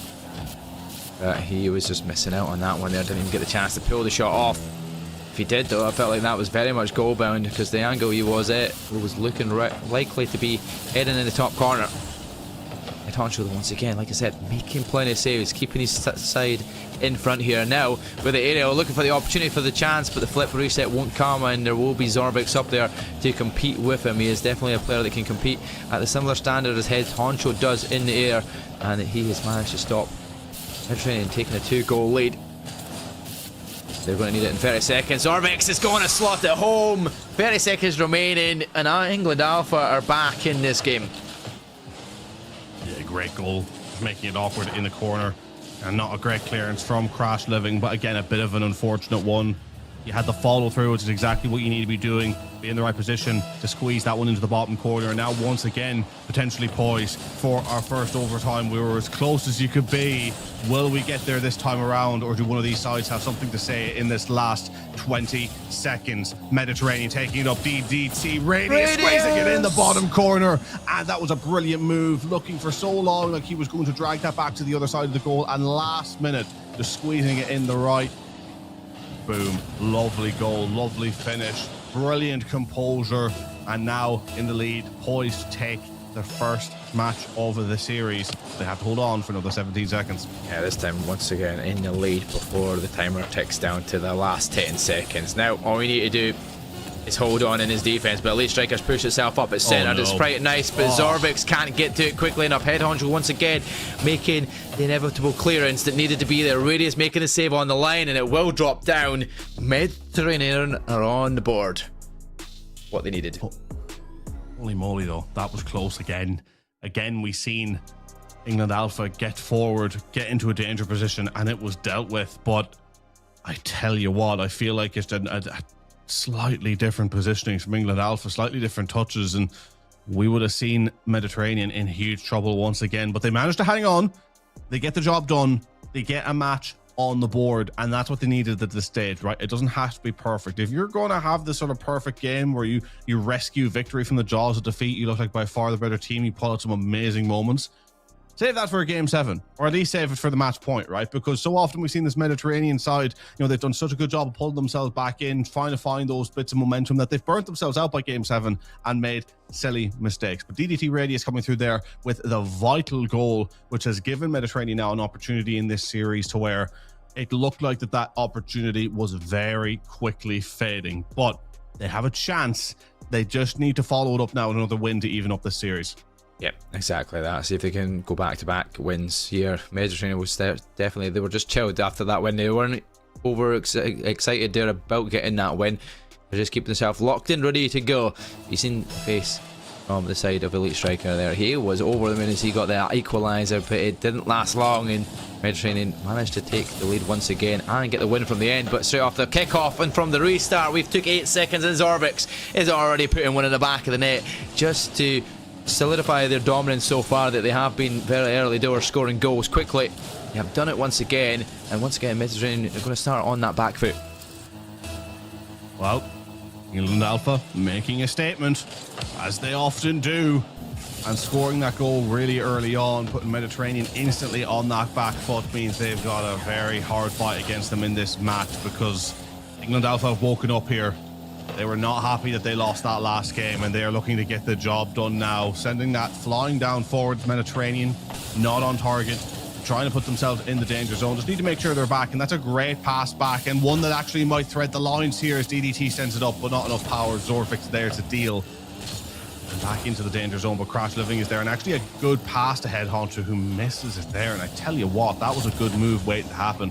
Really unfortunate that Head Honcho couldn't play the 1-2. Yeah, very unfortunate. Zorvix once again gets to the area. He was going to try and hope that it drops down, but Head Honcho was already on the backboard, manages to send it up the pitch.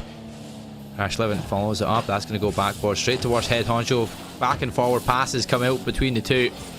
Unfortunately, can't direct it goalwards, and has to be bumped out the way, but that's in. Head Honcho has got the equaliser from a Radius pass. I don't know if Radius was intentionally sending it his way, but it looks very much like he did turn the car his direction towards goal, and Head Honcho threads the needle between Elite Striker in that goal line and manages to get the equaliser with still just under 4 minutes left on the clock. 2 goals in a minute. We are on for another great game. Yeah, we got a game in our hands here. Both of these teams now smell blood, have sniffed out the opportunities against each other and are trying to capitalise. DDT trying to pitch it through off the post, as close as he could be, but he's found his form. He's back in the rhythm, back in the game alongside Head Honcho, and this is what Mediterranean need. But England Alpha, still, we know that they are a massive threat. DDT trying to send this one back down. The ground pinches, playing for those 50-50s. Seems to be working quite well for him. It doesn't that time, but Head Honcho there to deal. It's their halfway line. They're controlling it, and Honcho's going to try and get this through for a cross. Crash Living going to be there for the touch. Can't really do much else, but I tell you what, Mediterranean have warmed up in this series. They've grown into this one, and for the first 2 games it looked like they were always playing on the back foot, trying to steal something from the game. But this is the first game, I feel, where we've seen the 2 teams very evenly matched. Yeah, very much so. And Head Honcho once again having to make a great save off that line there. Crash Living tries to go up for it, but there's 2 players to deal with from England Alpha. Elite Striker can only send it wide of the mark, straight the grass of Head Honcho, but he has no boost really near this Crash Living. This might actually be unfortunate for them, but thankfully Radius sends it away from goal and away from pressure. When they're running out of boost and Radius is having to jump back like that at that angle, 2 players pushed up, fully committed into this attack. Alpha just trying to find that final little bit of touch. And that's going to be right in the corner, right in the goal, and Zorvix, of course it is. He is everywhere. And every single second car that we see on screen, it always seems to be Zorvix. And he somehow gets that off the post, right back to his car, and right there, Crash Living couldn't deal with the pressure and couldn't deal with the position that he was in. England Alpha take the lead back again. 2 minutes 17 on that clock. England Alpha they find great opportunities like that, and they manage to slot them home. Mediterranean just haven't been able to find them when they have them opportunities. So now and then, they just need to try and see if they can get Radius slotting them ones, because he's had 4 shots and no goals yet. So he's had more shots than the majority of England Alpha. And yet, can't capitalise on finding that position into the goal, because the saves that are being made from England Alpha are keeping it out of that goal. Minute 45, England Alpha in control once again. Mediterranean looking to change that, but Zorvix, I mean, you can tell with the shots that he's going for now, he's feeling himself. But we've got Honcho's through causing issues. He gets the demolition as well. Surely Crash Living's there for the finish, evening it up. Honcho, that was all you, my friend. What a play to come through with the chip and then the demolition, giving his side the opportunity to follow through, and Crash Living does to even it all up. Great move from Mediterranean, right back in this one. And God, as soon as you get ready to count Mediterranean out at any point in the game, they come back and prove us wrong. But like, I would say both of these teams do that as well. I mean, we go back to that overtime goal in game 1, or should we say the goal on that 0 seconds. Goal, yeah. Just both of these teams just don't know when to quit, do they? Nope, they definitely don't. It's never over until that ticker hits 0, and even when it hits 0, if the ball's still up, it can still be not over yet. But Crash Living finding a goal again in that game. You can see how tentative he was about going to that ball. He was making sure that he can get in the right position to angle that goalwards, and that's going to be unfortunate. Nobody can hit it though. Tyler, thankfully for Mediterranean, can angle his car in the right position to slot that home. He has no boost as well, so he can't really pressure it any longer. He's going to have to get back and put that rotation in. But as it stands back and forward with a 2-all scoreline on the cards, this could be once again one of these nail biters at the very end where we're all tied up and somebody's going to try and nab it at the end. 37 seconds. Who has got the grip? Well, maybe not yet. It is going to be Elite Striker who slots it and gets the lead back. Radius not happy with that, goes for the demo afterwards, but it's already a little too late to stop anything going in the back of that net.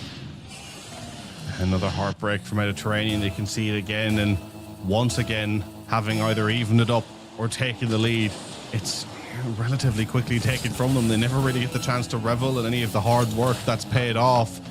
Desperately trying now to not have this deficit double. They still have a chance to take us to an overtime. 20 seconds left to go. Head Honcho trying to deal with it. He's not able to get a touch though, and Radius now having to clear it out, trying to get a little bit of control of it, trying to get it past that halfway line, but to no avail. England Alpha are going to have another chance within these last 10 seconds. It doesn't quite come through, but they're keeping that ball far away from their own net, and they eventually get it through to double the lead and guarantee game number 4. And now, we'll be going up 3-1 in this series. Mediterranean must be heartbroken. Yeah, definitely. I mean, you've been so close. It was looking like it could well be going to the distance here in this game, even go potentially to overtime. But 3 goals in the latter stages here for England Alpha have just solidified that W here to make it 3-1 and match point for them. Can they go on now to seal the deal here 4-1, or has Mediterranean got another game in them to try and keep this going a little bit longer? Get the water on board, get yourself ready for what could be their last game, as they will be looking to face off against Central EU. Both sides who've got great stat lines, very similar teams. It's going to be a great grand final tomorrow between these two rosters, if it does go England Alpha to Central EU, because these two teams are going to make it a great game. As much as obviously Central EU don't want to be playing England Alpha, for us as a spectacle, for us as a grand final, for the people watching at home, and for the audience, it's definitely going to be the game that we'd want to see in that grand final. Oh yeah, it'll be a spectacle of a game for sure, and one that is worthy of a grand final. But Mediterranean have one last opportunity to change the narrative, to get themselves into that grand final. They need to pull out 3 wins in a row. And I mean, they haven't done it before, but they're capable of doing it. We've seen this team fight back so often. Is that gas tank out? Has it finally run out? Or do they have something left to fight for, something left to play for? Can they pull it back once again? Can they take England Alpha to a 3rd Game 7 with them? All of these questions are going to be answered as we get into what is potentially the final Rocket League matchup of the evening. Best of luck to both of these sides as Head Honcho decides, we're here to stay. You're not done with us yet. I don't know if that's the quickest game of the tournament so far. Goal, sorry, that is 3 seconds in and we're in. Head honcho making a statement early. Mediterranean are not out of this. They want to keep themselves fighting. They have took it to game 7 on both previous occasions. Can they do the same again? It's going to be a tough task indeed. They've got 5 minutes to hold on and try and keep their lead as much as possible, or even find more and keep it very much their game. They just need to dictate the pace of this play. So far, with 20 seconds to go, they're going to be happy with the way they're playing right now. And so far, that's a dictating goal. it surely through for this. Oh, no! Crash living. You can't afford to miss those in this scenario. I don't think that was Crash Living, was it? Was that not Crash Living setting it up and it was Radius that missed it because it was a save? Maybe it was, actually. Maybe it was Crash Living. It was Crash Living with the shot. Yeah, it was Crash Living with the shot, and that was... Just so soft. So soft. And he's so often at the center of these moments as well. Again, you hate to pick on him, but God, in these second half of a series moments from Crash Living, I mean, some of them are like huge rescue goals, and some of them are just utter capitulation of key moments. I mean, if England Alpha now win this one 2-1, Mediterranean will be seething. Yeah, 100%. I mean, if you're Mediterranean, you had an opportunity to go 2-0 up within the first minute, you're instantly putting pressure on Alpha, right? Yeah, they've got a good lead here. They have got match point in the bag for them, so they can afford to lose a game. You obviously don't want to lose a game because that puts more pressure on you. But at this point in time, when you're 2-0 down, and you are going to finally go 2-0 down, because Head Honcho once again slots at home. 2 shots, 2 goals, conversion rate perfect. And now they are 2-0 up finally. It should have been earlier with Crash Living. They are 2-0 up, and Alpha now will be thinking, right, we need to solidify something here. We need to get this pace going back our direction if they can. Zorvix goes to the sky, but Radius is going to meet him. That could be free. It's saved off the line from Elite Striker. Very much needed from Elite there. Save that one from going in. We've not seen a lead by 3 early doors like this so far between these two sides, and I feel like that would be pretty much a statement made here if Mediterranean were able to do so. Oh, absolutely. It'd be great if Mediterranean could sort of stamp their foot down a little bit on this series, because they've never really been able to do that, right? Even the wins they've been getting, it's not really been authoritative. It's been more scrappy. It's been pulling through. I mean, a 3 or 4-0 win would just mean the world to Mediterranean right now, just to be able to catch England Alpha completely on the back foot. But England Alpha aren't done yet. They're sending this one forward into the danger zone, but Radius is there to deal. Elite Strike is going to try and send this one back in. Not the best hit forward, though. Radius is going to have the opportunity to clear, but not the best clearance. And it's getting a little bit scrappy from both of these sides here going into the second half of this game 5. Who's going to be able to capitalize on that scrappiness? The clearance again coming through, but Radius there to make life awkward. Is it the perfect chip? It's just wide, but he's causing demos. He's being a nuisance, and they're trying to slow down England Alpha, but the counter's through, and Elite Striker has the deficit. That was a great counter-attacking move, but Mediterranean, considering they knew that ball was going wide fairly early, were incredibly slow at rotating back to defense. Yeah, once again, another error here from Crash Living has afforded him to go and get that goal. He tries to snag it in the end, but he does direct it goalwards instead. But you know what, Radius, I feel like when he was rotating out, he went for the first demo. It looked like he was trying to get the second demo, and I think that might have cost him as well, because Radius has not been playing the game he has been doing in game number 2, right? In day 2. This day has not been his well as he has been in the previous games. So, I mean, he needs to start upping it a little bit better here now for Radius for Mediterranean to even have a chance of potentially stealing this game. Because at this point in time, England Alpha are starting to get themselves back into it, starting to get control of the ball, and starting to make opportunities once again. And when England Alpha make opportunities, they can convert. As long as Zorvix gets on the other end, or Elite Striker, you're pretty much guaranteed to see something going in the net. And there we go. That's speaking of it. Elite Striker got no boost, but he is dummying and faking to the centre. Zorvix goes up. Zorvix gets the corner, but Head Honcho is home and can save the day for now. Mediterranean are holding on, but that's just because the shots haven't been great. Open. But Tyler owns you, surely it's barrage after barrage, shot after shot. It's either a save or it's off the backboard, and eventually Mediterranean just run out of defenders, and Tyler owns you has a free goal. They have struggled in this last minute and a half, not been able to keep it as clean, not been able to get these clearances as flush, and England Alpha have punished them from it, from 2-0 down to back into this series and 1 goal away from taking the series 4-1. They're close now, Alpha. They just need to get it over the line. Yep, they are very much close and on the end of getting to that grand final. Just under a minute left here. Who nabs the win? Who gets the next goal? Does that make the difference? And will that be the deciding factor of this game? A couple of goals can be scored within the time though, but it's all about being the first one to do it. Because instantaneously, that means that the other team has to go on the full frontal, and it's going to be a late striker that slots it home. And that will be England Alpha with 1 foot in the grand final.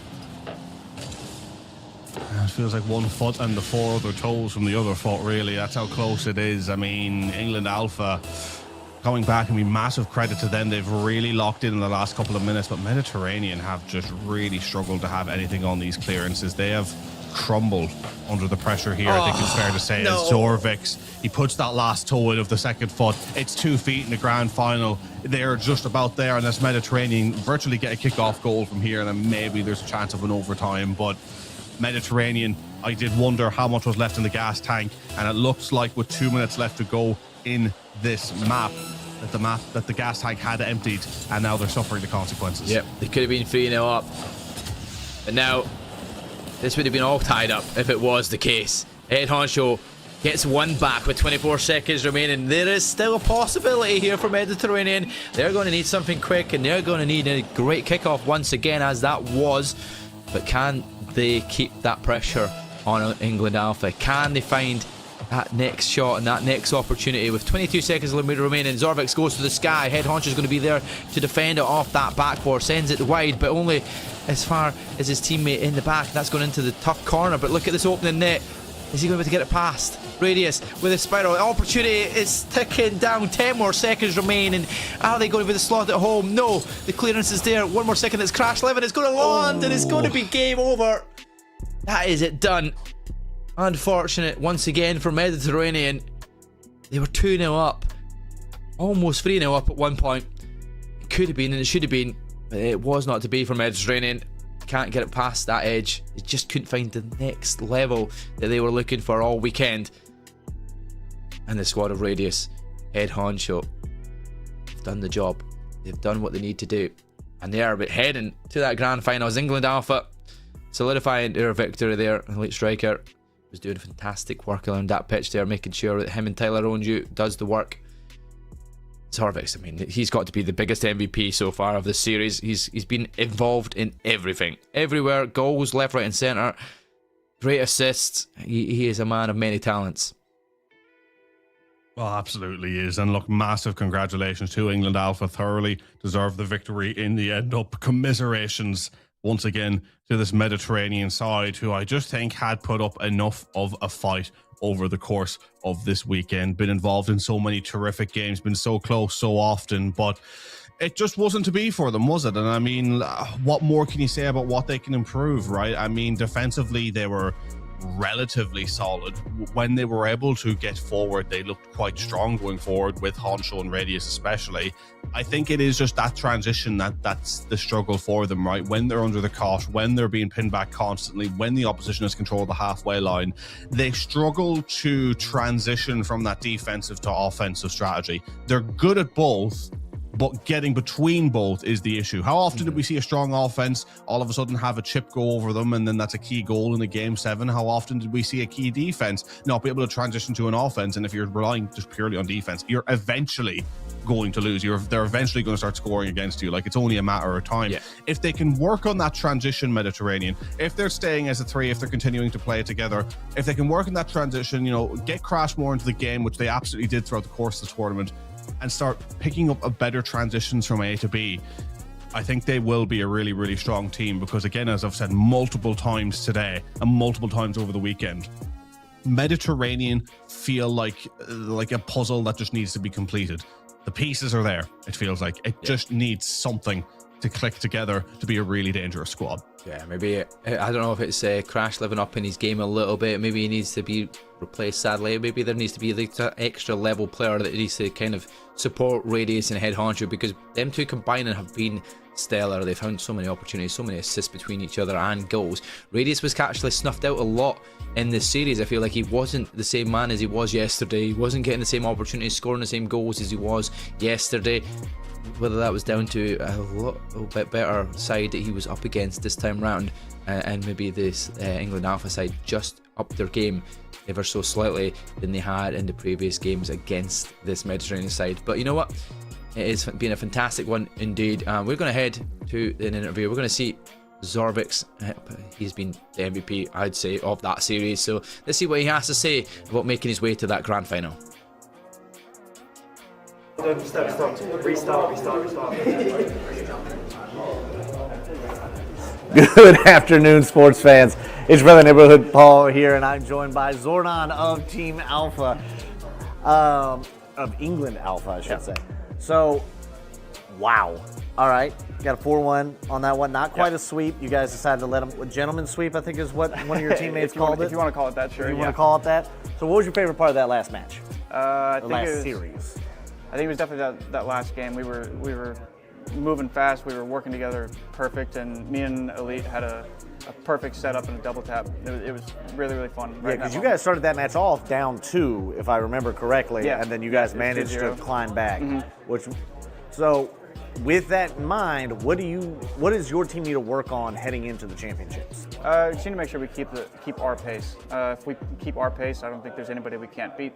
But just a matter of keeping our rotation solid and not slowing down, but not going too fast at the same time, if that makes sense. So now we're going to work on some call-outs here. Yeah. Who on the other team, heading into this finals match, championships, who's your biggest target? Like, who's the one that's going to cause you guys the most headache? Doodle's really fast. He's very in your face, but Big Red's got the mechanics, and I'm not trying to get clipped on in the finals, so. Very nice. Well, hey, good luck in the finals, and thank you guys so much. Back to you. Well, I mean, not one to get clipped on in the grand finals. That is the danger you go up against when you're playing against Big Red, and that is what the grand finals is going to be, and it is going to be, you know, a phenomenal game between those two sides. I think Central Europe's still going to feel like they're the favorites, but I also think he's completely right in saying that, you know, England Alpha, when they're on form, when there's a 3, there's no one they can't beat, and like it could be a case. Look, I'm not throwing out predictions as of yet, but I feel like it's one of those score lines where it'd either be 4-1 or 4-2 to Central Europe, or it'd be a 4-3 to England Alpha, right? Like if England Alpha are going to win that grand final, it's going to be a slog, it's going to be tit for tat, it's going to be back and forth, there's going to be goals galore. It'll be for them, I think, about using the form that they have found and trying to keep that and using that to stifle Central Europe, right? Because if Central Europe are allowed to play their game, it doesn't matter how good England Alpha are. If they're doing a tit for tat affair when it comes to the talent and pure ability wise, Central Europe are going to have that victory.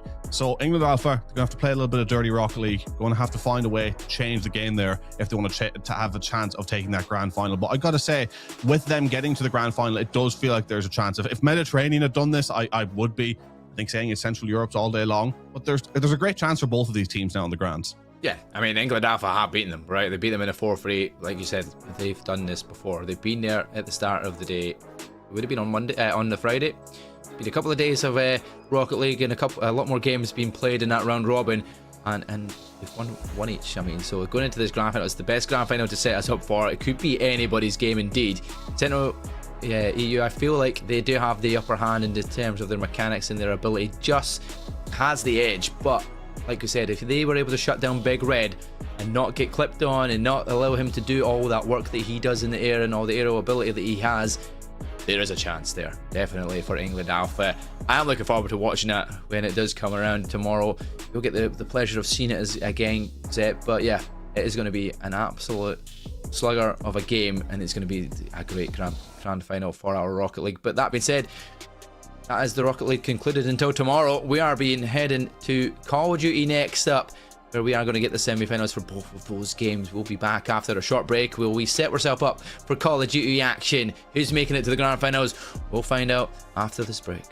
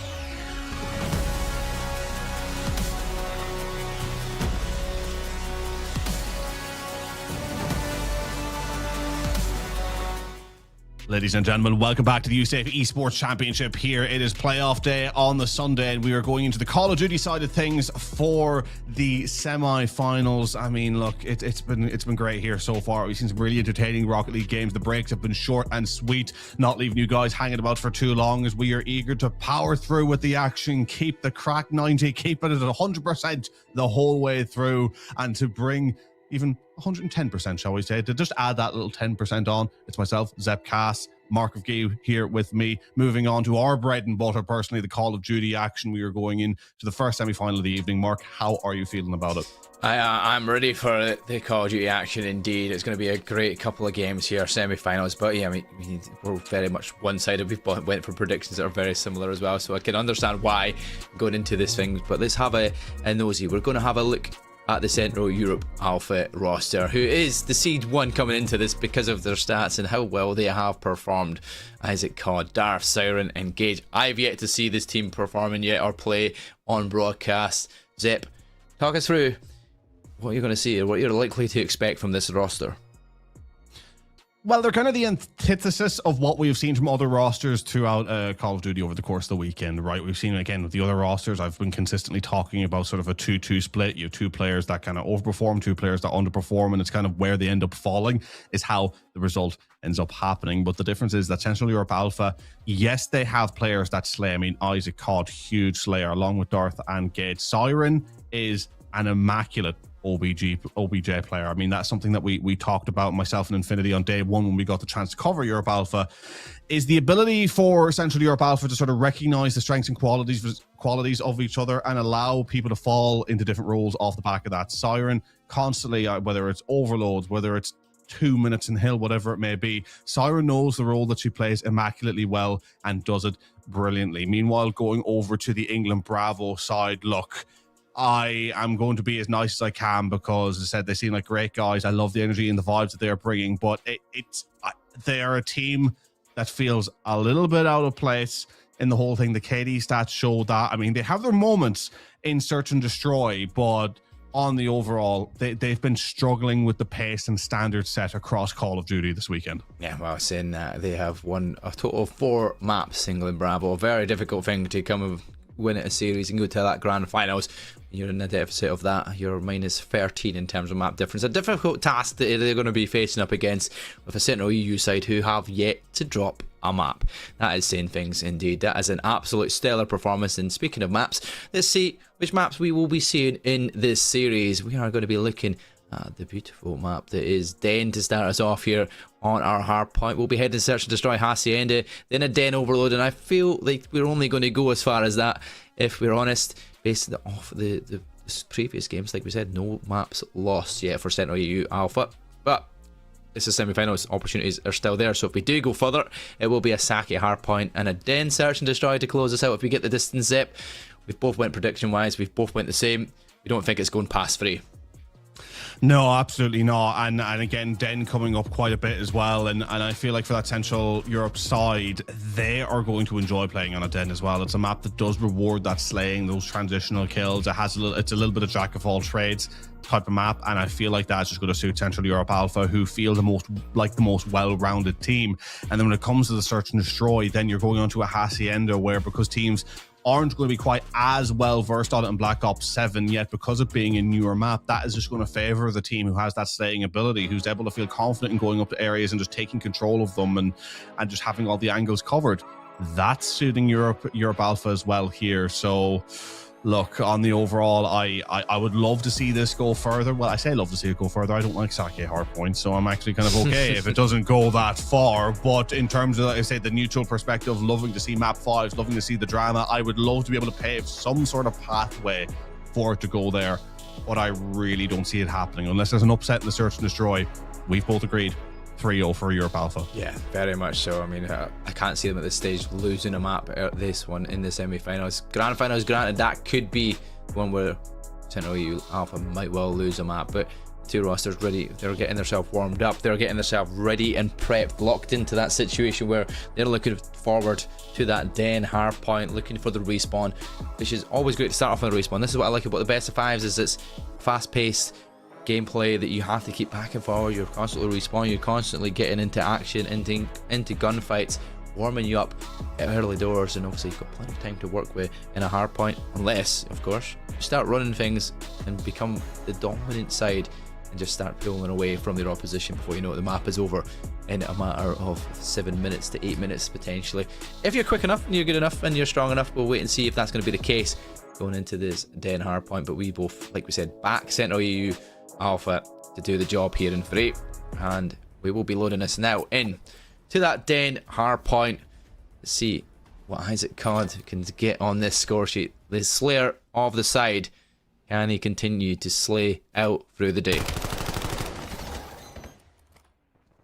And getting into this one now, Isaac CoD getting the first blood, Central Europe Alpha getting this initial time as expected. 10 seconds gone already, clean to them on P1 with complete and utter control. You got Normac trying to pick up a couple of kills around the backside, getting that top window, and Rolly on the contest, but I mean, it is fleeting so far. Sort of seeing what already I predicted, that Europe Alpha are just going to have complete control of slaying out these lanes. Complete P1 control, and also set up perfectly for the spawn to rotate over towards P2. This looks like it's going to be a clean at least 40 to 45 seconds off P1. The rotation through to P2, that is damning. However, a little bit of trouble here on P1, eventually coming around the back. They are going to be able to get on for the scrap England Bravo, but they need to get rotated and kind of facing the wrong way a little bit here. No one, and weird again to play Normac number 7 just decided to cut through in the mid instead of going all the way around deep. They need spawns if they're going to get something from this one, but yeah, it doesn't happen. Europe Alpha on spawns, complete control of P1. Now trying to push out from the front just a little bit. It's going to be up to England Bravo to push together as a unit to try and push through the front of P2. Yep, exactly. And there you go. You get in there early.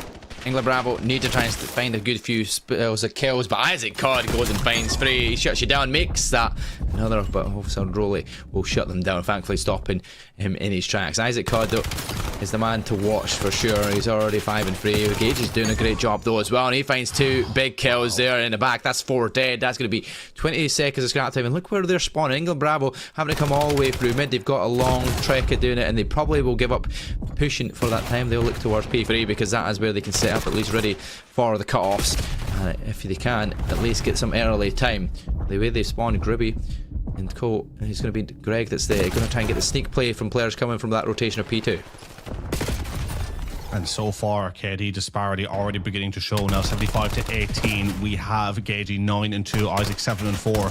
Darth 6 and 2 on a 3 spree in nearly 1 minute in Hill as well, by the way. Terrific performance from them. Siren a little bit slow to begin with, however, plenty of time for that to change as Darth, it's 59 seconds nearly at that minute, nearly at a spree. He gets dropped, so it's just Isaac CoD left on the spree of 9 and 4. But I mean, everyone is just having turns, going on a bit of a run here already. We are not even a P4, and we are on the way to a 100-point deficit here for England Bravo, who are just struggling to get anything from this game. And a player who, you know, when we seen them yesterday was sort of a little bit of a diamond in the rough for England Bravo was Ray, but he has struggled to get off the mark as well. 4 and 7, not able to get into this game at all. Only 17 kills for the entire team. It's not what you want to see if you're an England Bravo fan. Complete dominance from Central Europe Alpha. Did he jump off the map or does he save himself there? I just see him on the corner of the screen jumping off the side, but there we go. A solid lead here. 90, almost 100 points going to be the difference between these two sides, and it will get past that 100-point margin. A very solid start from Central EU Alpha, and like I said, this could be done in a matter of moments if they start running away with things, and that's exactly what Central EU Alpha are doing. They're actually running amok and getting so many kills in and around this back point, and Siren just picks up all the time. Well, these teams goes and slays out. She can be the objective player for the whole game and not have to really deal with very many engagements, because Isaac, CoD, Gagey, they're all finding kills everywhere on this map and not even pressuring that point. England Bravo are finding it difficult to gain control. And I hate to say it, but we're kind of on the precipice of it being a 50-point club at this rate, because I don't see anything changing here. I don't see what England Bravo can do other than rotating really early and maybe getting a first 10-15 seconds or playing for last 5 or 10 seconds of scrap time here and there to get some semblance of time, but it's just not happening. This kill feed is being painted blue. We're 12 and 3, we're 20 and 5, we're 14 and 5 versus 6, 6, 4 and 5. No one anywhere near the double digits yet on the side of England Bravo, and I tell you what, they're running out of time to get there. They're consistent as a unit, England Bravo. They're all of similar numbers. They just ain't good numbers. Central Europe, they're in complete and utter control. Normac trying to do something, but even for these players, right, who may have a bit more in the locker for England Bravo, they get one, then they just get flooded. I mean, you need just more cohesion as a team to be able to get something, even if it's just playing trades or nothing, because the KDs being this poor means that you're not even there playing your ones on your trade. So there's fundamental issues happening here for England Bravo as well. Yeah, I mean, there's very little to be kind of speaking about really in the grand scheme of things. That Isaac sees bowed at a streak. They've got the lead. They've got a massive gap in margin. There might even be a 30-point club the way things are going here. And if they can just hold on to P2 for now, this could be almost done and dusted. In our second set of rotations, we are already getting kills left, right and centre. There will be a Hellstorm that can be used at any point in time from Isaac CoD, but so far it doesn't really need it because the NPC is doing the job. There's a free piece once again, and that is all 3 players on a free piece before Gagey finally gets shut down there from Gribby. Looking for holding all the majority of this time here to get the W on P2. I mean, this is going to be an absolute DoorDash. Yeah, completely agree. Isaac CoD on the 5 spree. 1 minute 23 in hill for Isaac CoD and Siren as well together. Darth a little bit more with 1 minute 41. Gagey, not much time, but just trying to push out, slay out. The roles are working perfectly. It's men versus boys. It's an entirely different level of CoD that we're seeing here between these two sides. And look, you're a Central Europe Alpha fan, you love to see it. You're an England Bravo fan, you hate to see it. And I mean, for us, look, we don't particularly like to see it either, right? We love to see competitive games of CoD as the neutral. But to paint the positive on it as well, you just got to praise Central Europe Alpha for getting the job done here, going through, giving England Bravo the respect that they deserve by, you know, performing at their full level, and also just trying to put a marker down and make a statement going into these final few days of Call of Duty action, right? You want to be going into that grand final, setting yourself up as the team to beat and setting fear into the heart of the opposition, and saying to the teams in the other grand final, like, hey, if you're ready and willing to go up against us in the grand final, look at what we're doing on hardpoint. Look at the damage we can do. 250 to 44, complete and utter annihilation. Yeah, decimate the opposition. England Bravo couldn't get a snubbing. They barely even got a chance to get into that hill, and a very much shut down squad. Very, very good from Isaac, CoD and Gagey. They're just absolutely outperforming as well and overperforming with the solid KD. I mean, you keep that up, it is going to be a very difficult team to deal with in every single game that you come up against. S&D will be next, and we could be flying through this. We did say 3-0. We do predict that for the reason that we just seen here is the strength that they have here as a 3 and Siren there doing the objective plays just works out as a very, very orchestrated side. They know what they're doing. They know their roles. They're sticking to it, and they're sticking to it well. You can show off and just get the kill feed flowing their colour. Yeah, I mean, flowing blue is what it was. Non-stop barrage. I mean, these highlights, they're just Central Europe Alpha highlights, and there's a very good reason for that, because they were just taking turns having their moments. But again, doing it as a team, rotating well, not just playing to slay, granted slaying out, but that was just off the back of, again, just rotating towards the point, having that overall map control, controlling the transitions, holding the spawns, and as I said, getting the job done, just doing the fundamentals right on top of having that ability to show off just a little bit. And I mean, look, that's what you want, isn't it? If you're a Central Europe Alpha fan, right? You want to see your side not taking it easy. You want to see them lock in. You want to see them pushing full force for that victory. And as I said, sending fear into the hearts of potential opponents going forward.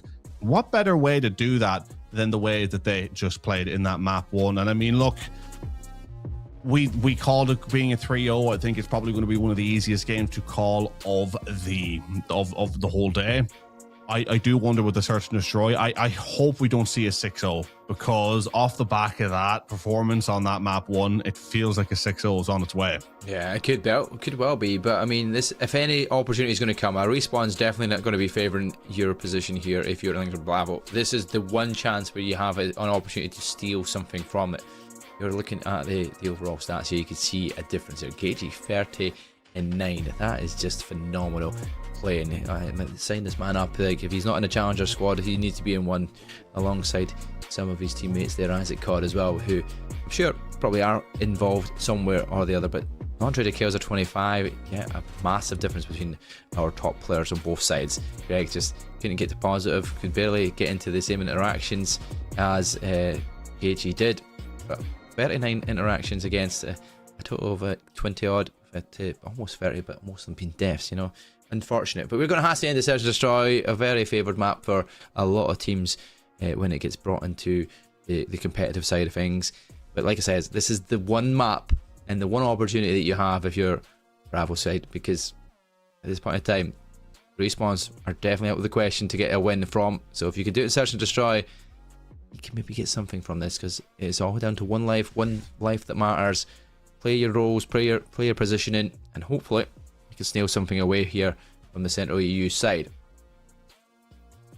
And listen, there's clutching at straws, and then there is whatever you just said. That's a whole nother level, I'm afraid. And again, it's with the greatest respect to this side, but I mean, it's just not going to happen for them, right? And we've seen a Demolition Derby 250 to 44 map number 1 going into a hasty S&D. I mean, unless you're going to sit really defensively and sort of catch people lacking going towards bomb on offense, or on offense you get through and get a plant early and are able to successfully defend. But you know, it's kind of at that level, you almost wonder, do you want to get a plant down early? Because if you get the plant down early, you bait out your position, and then you can just be swallowed up, picked apart. Like, so it might be one of those situations where you try to play on the outside, you try and play for the picks, and you try and get some of those defensive players down before you even go through and get that plant. It's when you have such a disparity in these KDs and the abilities, it's hard to know what you would want to do as a team, because what might normally be the right call, the right play, what you're trying to do, get control of a site, it might not be the right thing to do in this scenario. Because how often will it be you having control of a site, or how often will you be boxed in to a site just ready to be picked apart? Yeah, exactly, ready to be picked apart indeed. But you know what you need to worry about here is the first bloods. Normac is key for getting in the previous games throughout this tournament. He's had 7 S&D first bloods early on in this tournament, and if he can continue to do that, that could be an opening opportunity to try and shut down Central EU Alpha as they look to be on that defensive side first off here from England Bravo.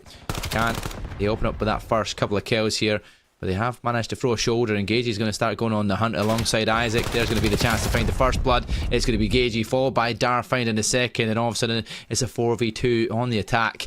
Central EU Alpha pretty much going to seal the deal here, surely.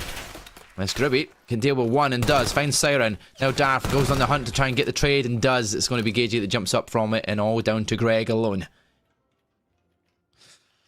Greg desperately trying to rescue something here. And I mean, look, if there's any player that you would want to be trying to play the rescue, it's Greg, but he's not even able to pick up the one. Alpha take the first round, and again, it looks by the by, really. Nothing outside of the playbook here. Isaac CoD in the right position to deal with Greg and picking up the kill. I mean, nearly getting dropped. I mean, Greg, I think, had the position there to get that kill. Arguably should have gotten that kill, but not able to do so. Good first round from Central Europe, looking to keep up this form. Yep, definitely looking to keep the form going and continue the dominance that they have against this England Bravo side. Like I said, It only takes one round at a time. Build yourself into this. Normac and Co.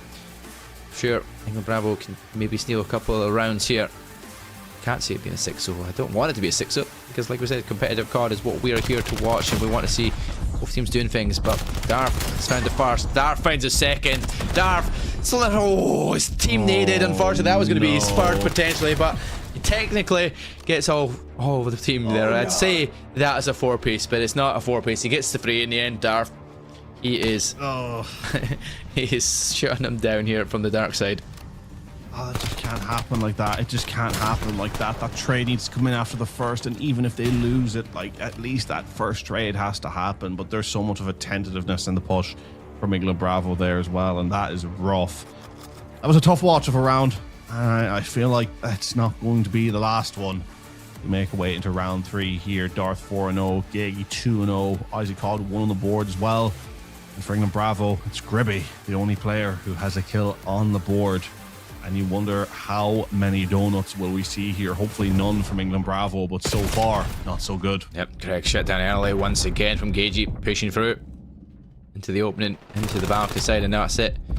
He'll be given a position away as well, so therefore has to back down. Rolly shut down from Siren, and all of a sudden it's all falling apart again for England Bravo, but they do get the trade onto Siren, so we'll be going to be finding the second kill of the map. And the bomb does go down here over towards AKG, finds the third player, and now Normark is left alive. 1v3, bomb down, time against him. One of the hardest decisions to get into and the positions to be in. And can't. Yep. There you go. There you go. And to be honest, like, it's really difficult for England Bravo as well, because Europe Alpha are so confident that they're just happy to have a player roaming about as well, right? So they can't even catch good timing to England Bravo, because they're going to have a player who's constantly roaming around, trying to do the same to them. Catch good timings against them, catch them rotating to a site. And then even towards that last kill, I mean, I think Central Europe just had a complete awareness of where Normac was on those rotations. Never worried, always knew where to look, getting the job done, and continuing the narrative here of men versus boys, as England Bravo, with the greatest respect to them, are struggling to find anything, a modicum of hope from this map in this series. Yeah, Isaac CoD finds first blood. Once again, it is EU side that are dominating around the map. Gagey finds 1, Gagey finds 2, makes it 7 in a row. Darf's still on a 4 streak as well. Isaac's on a 2 streak. And every single one of them could build towards these streaks here as well, as Rohli's just dancing in and out of the map, thinking, right, what do I do in a 1v3 once again? Another one of these situations. Normac, though, gets off the donut, so there's only 2 more players sitting there with 0 kills, and Rohli could maybe find 1. If his timing is right, it isn't right. He gets 1, and it's Isaac CoD who's shut down.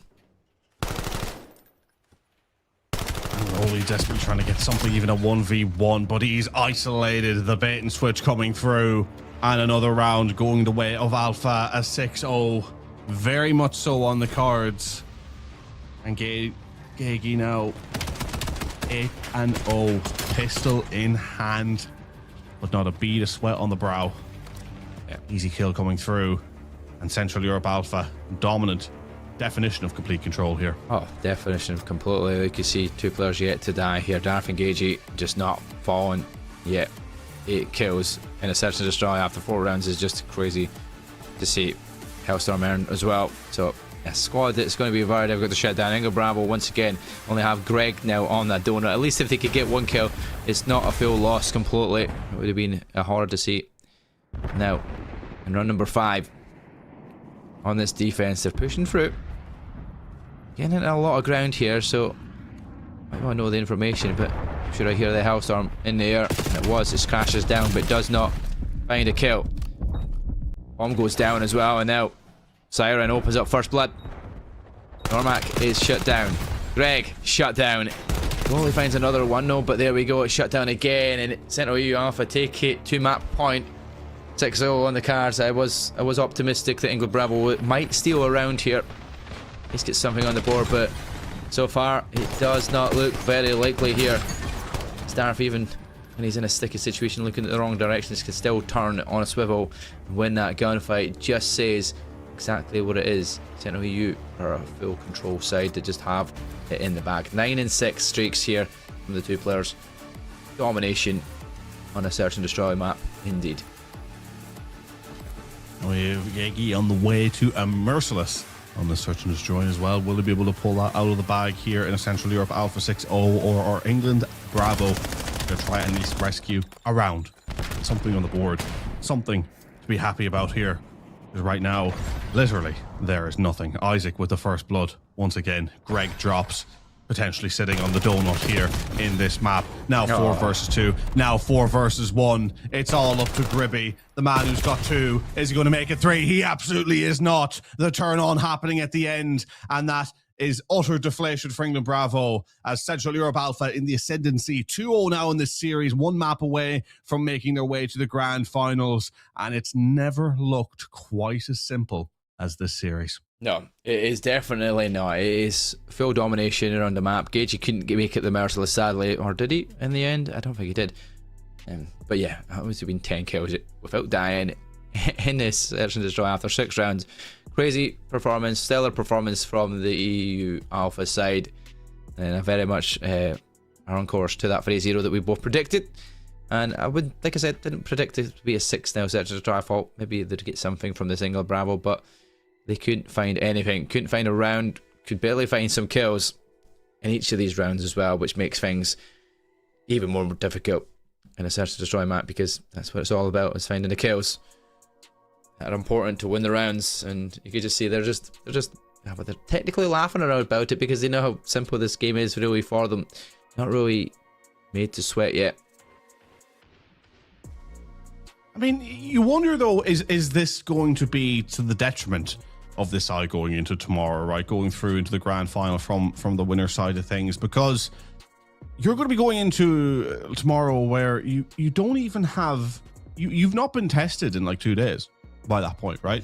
I mean, you're getting such a quick win, 3-0 into the grand final, whereas we don't really know yet what we're going to see from the next game, from the next semi-final, right? It could be anything, you know. It's one that's a little more up in the air, and that team, whatever team wins that one, is a team that's fought through adversity, had a day to reflect on it, had a day to understand who they know they're going up against, and then take it from there, right? I mean, that's a huge advantage. So I'm already looking at this Central Europe side and I'm wondering, is there an opportunity for whoever they will face up against the grand final for them to be caught cold? And I mean, and I'm saying that because that's the only way I'm seeing right now a team stopping them, because we've seen England Bravo have moments throughout the weekend. Granted, they've been the weakest team with the greatest respects. They still had moments. They've had nothing. They've had nothing from this series whatsoever. And I don't think that's for a lack of trying. I think that's because we're seeing Central Europe Alpha, a team that has hit that flow state, just playing at a completely different level. I think the benefit you have, though, is based off that round robin as well. You've not lost a map. You've not been challenged, really, right? Let's be honest. Every single game has been a 3-0. I don't think going into the final day, the grand final, is going to be much of a difference, really, because it's like every other day they've came into it, they've came in without being really challenged. They've not had to deal with very much, and everybody's going to be on the same boat, right? They're both going to be coming into game after not playing for these grand finals. It's all going to be about warm-ups and how they get into the action before in that grand final. So it is obviously a longer grand final, but both of them, to say the least, they're going to be pretty much ready to go for this. They're a very strong squad, and every single day they've outperformed, and well, not even outperformed, they just performed at their standard, and they're just showing what quality that they have as a roster. And Isaac, CoD and Co, they're just going to keep doing what they do best, and that's going out and slaying out every single map that comes in front of them. Next up again, though, we're heading back to Den, and we've seen how quickly Den Hardpoint went. Will Den Overload be very much a similar run through? I feel like this could be an 8-0 on the cars, and it could be a very quick 4 in the half as well. I feel like we'll be seeing it before the timer ticks. Just the flow and the pace that the play it has been going on that hard point. Zep, I feel like, yeah, this is going to be very much full control, overload coming your way for Central EU. Absolutely, folks. I think it's time to get the stopwatch out. Let's have a look. Well, it's the quickest time possible, I wonder, too. Close out. Yeah, it could be close. I mean, look, I hope not. I mean, we've so often seen it be a case where teams, even when they've been dominated, I don't know whether it's a mentality switch of the team that's actually in the lead, but we've seen things switch up to where we see the likes of an England Bravo in the scenario hang on for a little bit, right? You know, they might not make it through the half without being 4-0, but it's not the complete wash you think it's going to be, to where you think they're just not going to get a kill and it's going to be a straight 8-cap overload. Hopefully something like that happens. England Bravo, with this being nearly definitely their last game, we would like to think that they're going to take something from this, right? You know, we want them to grab something from this series, but Isaac already through, and what was that, folks? 30 seconds for the first cap. Yep, 30 seconds in, he run up with a pistol and just ran him through himself and got the kill and put the detonation in, and even found a second kill straight afterwards as well. So he's in phenomenal work there, and then with his spawn gain down the bottom side here, playing a few more kills here. It's only going to be player number 7, Normac. That's 4 dead. This is a chance to relay it quickly here again. And if you're player number 1, if you're Darth, you go, just go back to the top of the map. It's going to be Gagey that's going to be there to try and go relaying straight back in. They've put the detonation in, and now EMP will be respawning. You sure you're not going to see a very quick 4-0 here? 2-0 up already. Well, it looks like it's on the cards, but what I actually really liked from Central Europe Alpha there as well is they waited just an extra couple of seconds before putting that EMP through, because they wanted to make sure they had players ready and waiting over on the other side to grab the EMP again, which again is a testament to the professionalism they're bringing to this game. They're going through and they're getting the job done. They're not just playing the slay. They're not like, oh boy, great, we're dominating, we're just going to push into the spawn and get a bunch of kills. No, they set themselves up to get rotated over to B very quickly and very well. At already 3-0 up. Is this going to be 4-0 within the first minute and a half? It genuinely looks on the cards. 15 seconds left to prove me right on that one. If it's not that, it'll be close. Another 3 dead. Spawn kills coming through from Isaac CoD. Gagey clearing the lane over at A. And, you know, that's it. Bob's your uncle. Gotta be in now. I actually get for one. An extra 20 seconds. Is Gagey going to be able to get there quickly? It's a full lane free, but is Gagey and Darth going to get there quickly and cut them off in the cut? And they look like they will be there positional wise. It's all about Rolly. Can they stay alive with a pistol in hand? As it goes on a 5-spray though, and that will be them shut down straight away. England Bravo got so close, but yet so far.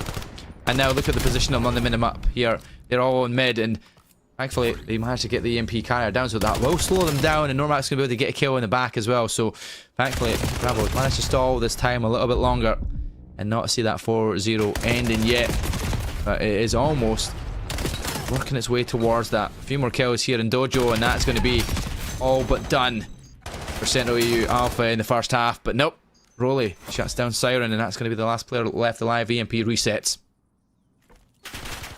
Resets, and they're very much split apart. I'm not really sure where Siren was deciding to go there, but now rotating back. They're going to try and push this through Dojo as a 4. Surely have the numbers through. Already 3 dead. Make that 4. Make that 4 and now. There you go. 4-0. Half time. With how many minutes left in the clock? A minute in a bit? Or 2 was minutes? 2 minutes. It was like 1 minute 58. We'll say 2 minutes. 2 minutes left, yeah. So already quick. Was that 5 minutes to start off timer, isn't it? I believe so, yes. They are thereabouts anyway. But yeah, 3 minutes. First half. Could be a 6-minute game. Could be less. And how dominant the second half goes from the Central EU Alpha side. Any streaks been earned as well, because Isaac CoD's on a 13-3.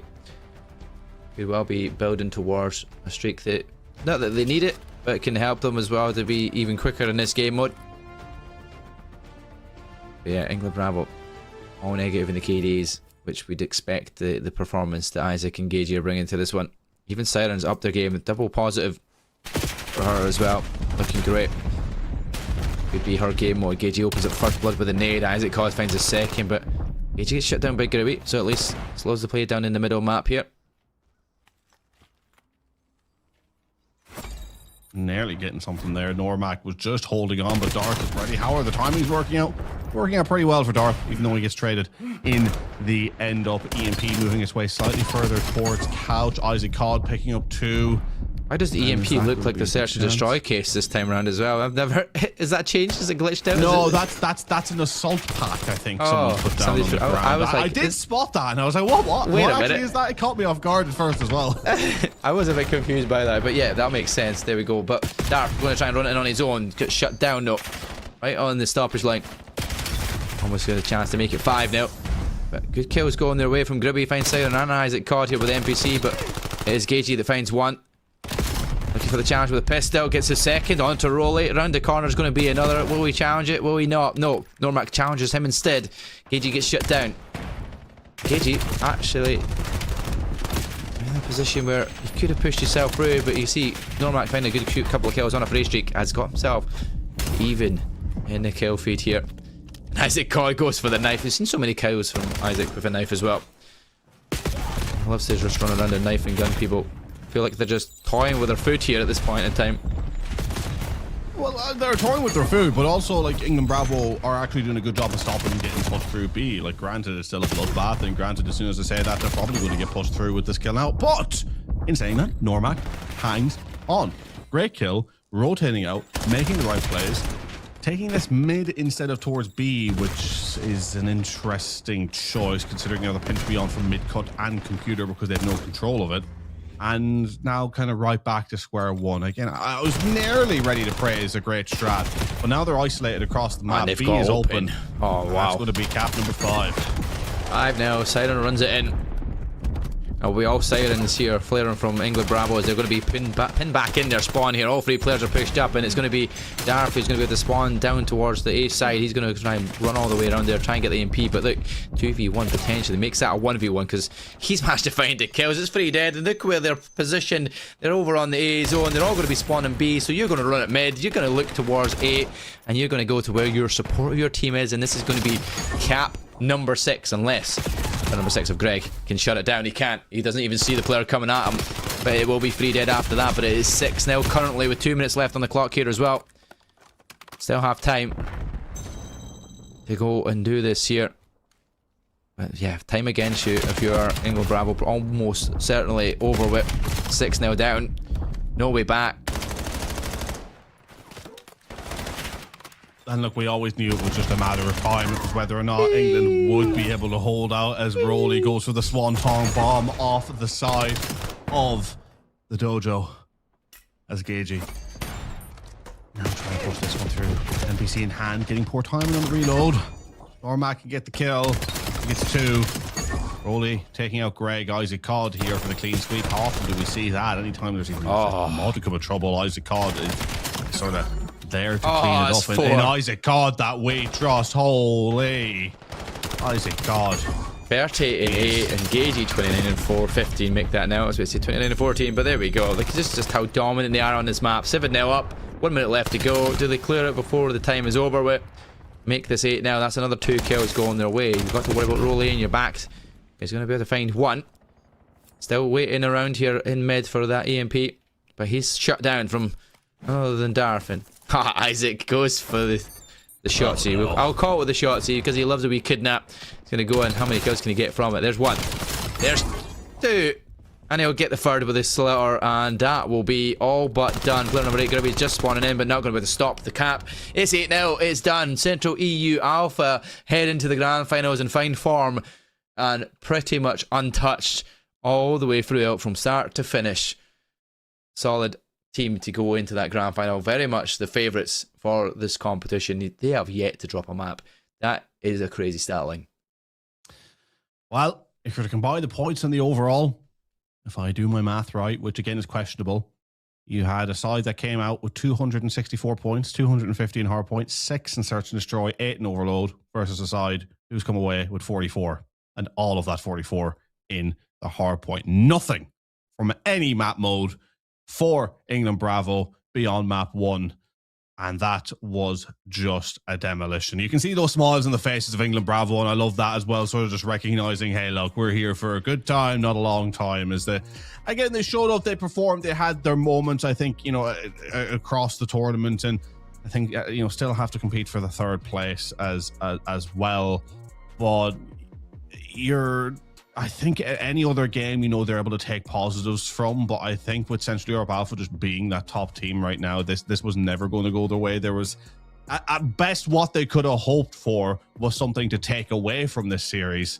They didn't even get that. No, exactly that. Didn't get anything to take away whatsoever. But the positives, like you said, is they have a 3rd place game to come up against at some point tomorrow. So who they play against, we'll find out after our next game. But it could be one that's a little bit closer match that they could potentially win, because it might well be a team that's in a very similar stat line scores as you, who, like is Central EU Bravo. They're in a very similar situation going into this next match with a 1-5 ratio. Only managed to win a couple more map wins, than this England Bravo side. So that being said, there's a positive. A third place isn't out of the question yet. So I wouldn't be fully shut down yet, ready for tomorrow. Still got another game to go. But that being said, that Central EU Alpha squad, so dominant and very much on course to win this overall and take it to the championship. Absolutely, and I mean, look, we're seeing a side that looks as clear as any side across the Rocket League and CoD to come away with the victory. And we will be going through an interview now in just a couple of moments to talk to Isaac CoD, to have a little bit of a breakdown. And look, I imagine as players, they don't have much to break down off the back of that, really. How could they? But it's going to be one of those ones where what I'll be curious to hear about from Isaac CoD is how they feel going now into the grand final and who they would want to come up against. I want to see those questions asked again. They were great questions the last time around. Again, shout out to our interviewer, doing a terrific job there on site. Some of the content that you're seeing as well in the intermission screens as well. I mean, it's just been so much fun to watch him from our end. Seeing him for the first time has been absolutely fantastic, and really love the effort that's been put in on site by the entire team. Really so much fun to be a part of as a casting side. But as you see there, Isaac CoD slaying out 33 and 8, iGribby double negative, and that's the best that they could get.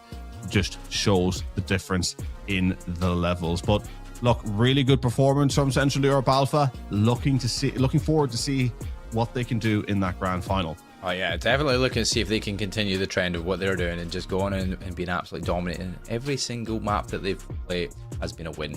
I mean, you can't ask for a better performance from your squad.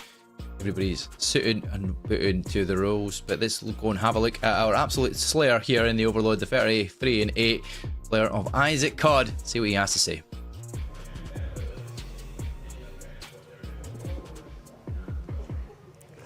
Good afternoon, sports fans. It's your friendly neighborhood Paul here, and I'm joined by one of the most disrespectful players I think I just saw here. You've done enough sweeping today. We're going to take that from you real quick, real fast here. So tell me, what was one of your favorite moments of that last series? It would have to be in the Overload.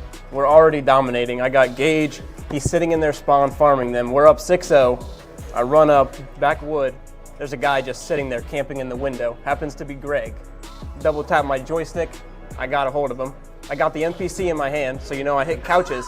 Just happens to be 2 more, so I get a 3-piece with the execution. It kills their morale. They're out of the game for 15 seconds. They just had no chance. It was over from there. And yeah, it was just a 3-0 domination, to be honest. That's savagery. That's just some savagery. So what do you think your team needs to work on going into the championships? Okay. Yeah, there's some good shooters on that championship team. We're looking. Ruka called me out in his interview yesterday. He said single-handedly he's going to take down our team. But the thing about it is our team is stacked. It's not just one guy here. We got a good team. I got Siren, Gage, and Darth. They're all shooters. They all fill their part. And then I just pick up the holes. Now, there is nothing saying that their team will make it into championships. You got to remember that. Right now, you guys are the first ones in the door. So, heading into it, who are you looking forward to playing? Who are you trying to call out of these two teams, out of either England Alpha or Central Bravo? I can't see a world where that Central Bravo team wins. I just can't. We've seen the other England Alpha team. They've been dominating the other teams just like we have, but we've been dominating them. So it's like, there's always a bigger fish. We're the bigger fish. Okay, all right, man. Hey, I love it. I love it. Hey, stay tuned. Back to you. The bigger fish. I mean, my God. I mean, you could definitely say that, but bigger fish, but just more fun to fry. And will England Alpha be able to fry the big fish if they are the ones to meet them in the grand final? We will find that out all in due course, Mark. And it's been a pleasure to cover these games with you so far, and we still have one more game to go as well. And I think it'd be worth taking a look at the bracket as well, get a little bit of a reminder of how things have gone so far in this playoff side of things. It's not the biggest bracket you will ever see. It's one of those ones you'll be able to wrap your head around it. I know sometimes I look at bracket graphics, and even though I've been doing this for 5 years, I'll see like a 16-team bracket graphic, and my head starts to scramble a little bit as, okay, who's actually where? Struggle to follow it. But as you see, folks, Central Europe Alpha making their their way through to the grand final. And the next game, the last game of the evening, we will be covering England Alpha versus Central EU Bravo will be coming up next. The winner of that will get to the grand final. And obviously they're playing for their spot in that grand final. Once you win the grand final as well, you're headed to the DAF Esports tournament as well, which is all for grabs. This is going to be the interesting one. It's only one team goes through from obviously our Rocket League and Call of Duty. And currently, as it stands, and based off of stats so far, Central EU Alpha looks like they're the head chief team to be shut down. The big fish, as he said in that interview, to be shut down and fried. And hopefully somebody can do that, or somebody can at least put a wee win in their sails and try and put it under pressure. But we'll see, because we'll be going to a small break before we get ourselves up for our second semi-final of the day. Be sure to stay tuned here, as we will be getting that ready along your way in the next 5 minutes.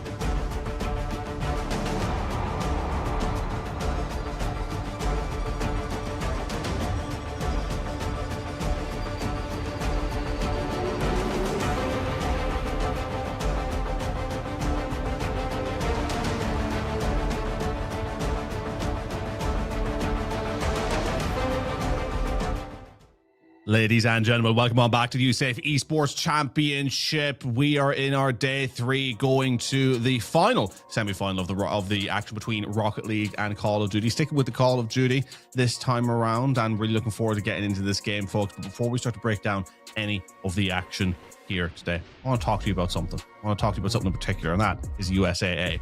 USAA was founded over 100 years ago by 25 military members with a mission to always take care of their own. And if you want to learn more about that, and to be honest, I think you should. Why don't you want to learn more? Come on, do it. Check out USAA.com. Get that in the tab. Get that ready to go once we are done here with the Call of Duty action, because we're going to have a great game ahead of us, folks. I mean, that last game, a little bit of a barn burner, blink and you miss it style of game. Will it be the same here? I don't think so, but it could be. England Alpha, Central Europe Bravo, will be brought to you by myself, Zep Cass, and Mark of Gee. Mark, how are we feeling about this one? Well, this being said, yeah, these are a little bit more of a closer match game. I feel like this is your seed 2 and seed 3, right? So they're very much a closer game. They've not lost as many games as our previous matchup, where obviously England Bravo just couldn't find anything in that last game. England Alpha, Europe Bravo could be a little bit tighter. I still feel like my predictions are going to go one way or the other. Either way, we're both going the same way as well. But speaking of which, before we get to that, let's go and put the roster of England Alpha. Let's see the squad that we will be watching over to start us off with. Very solid England Alpha squad. I remember watching these yesterday as well and thinking, there's a few players there you have to shut down, and Ruka is one of those ones. He is a phenomenal player alongside Gingy, Raz and Boogie. Can these continue their solid performances so far throughout this tournament? I'm looking forward to see if they can.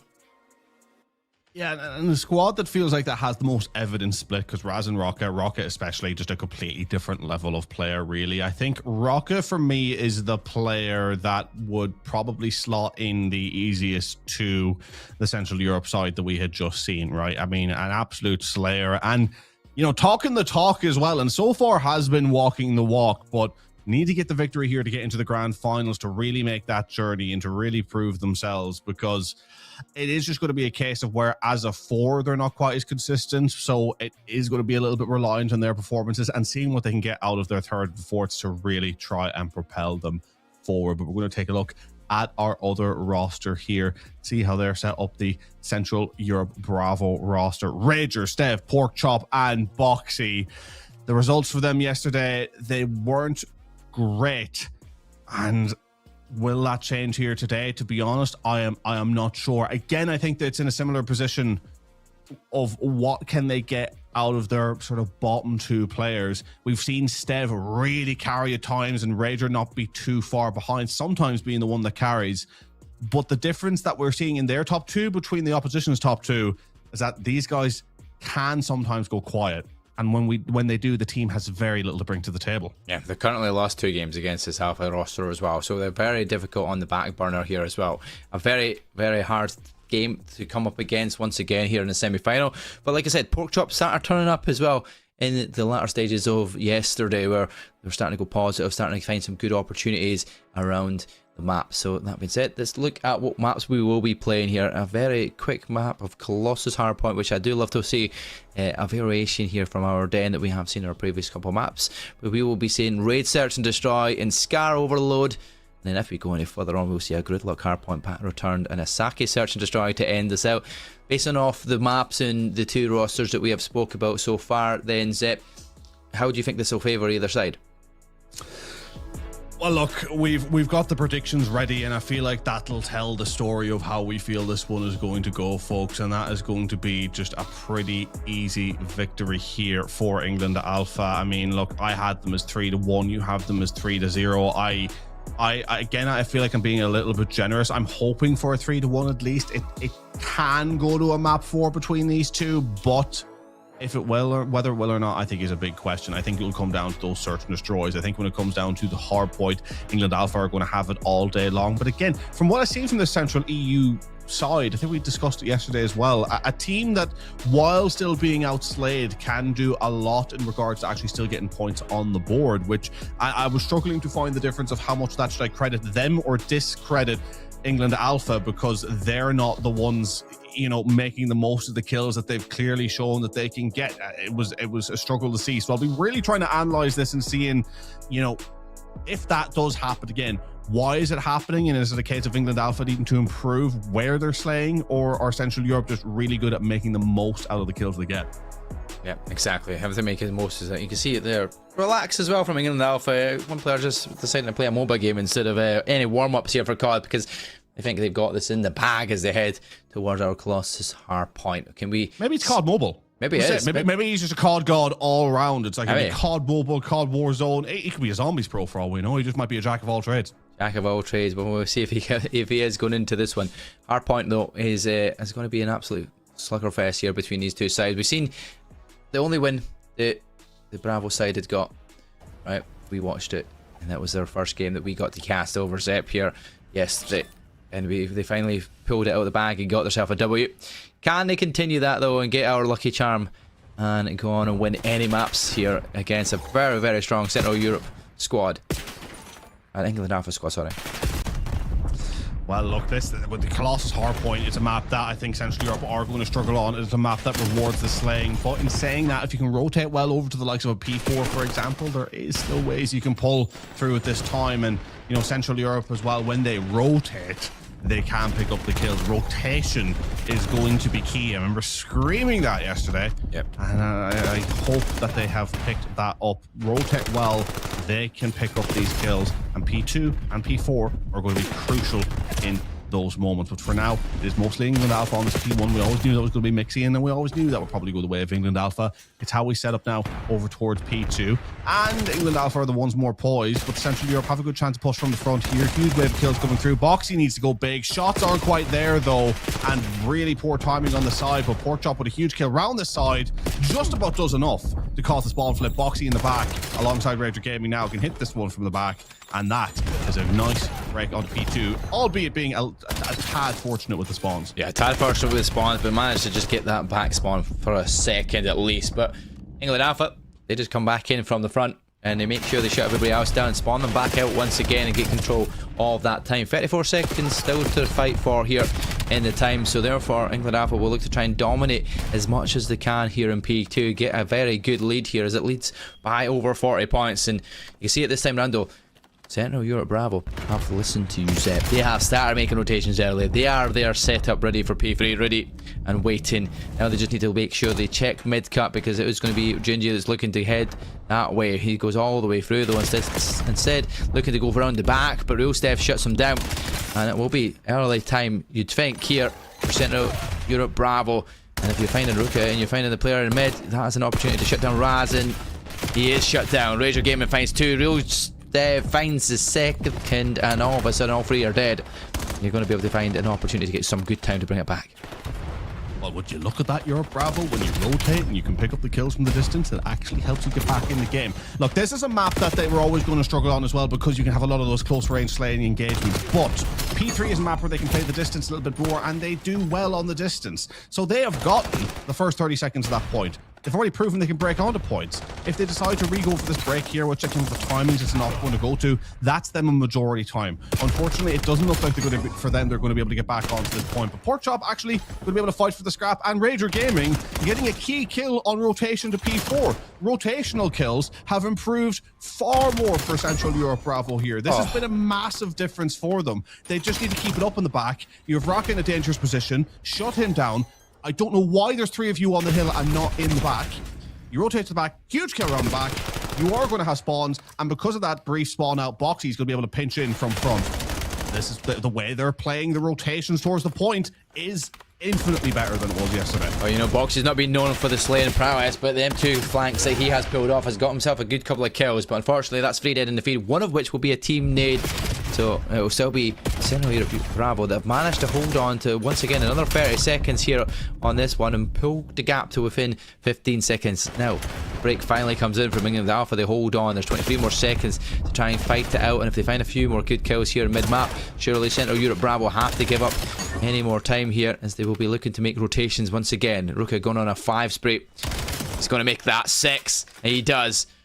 Bowden, one more, makes it 7. He does, he finds a 7. Can he make it 8? Oh, he just jumped off board. He does make it 8, though. He takes out Rager. That will be the Hellstorm earned. And all of a sudden, England Alpha are starting to hit flow state. Maybe this is a bridge too far now for Central Europe as the kill feed started to light up red.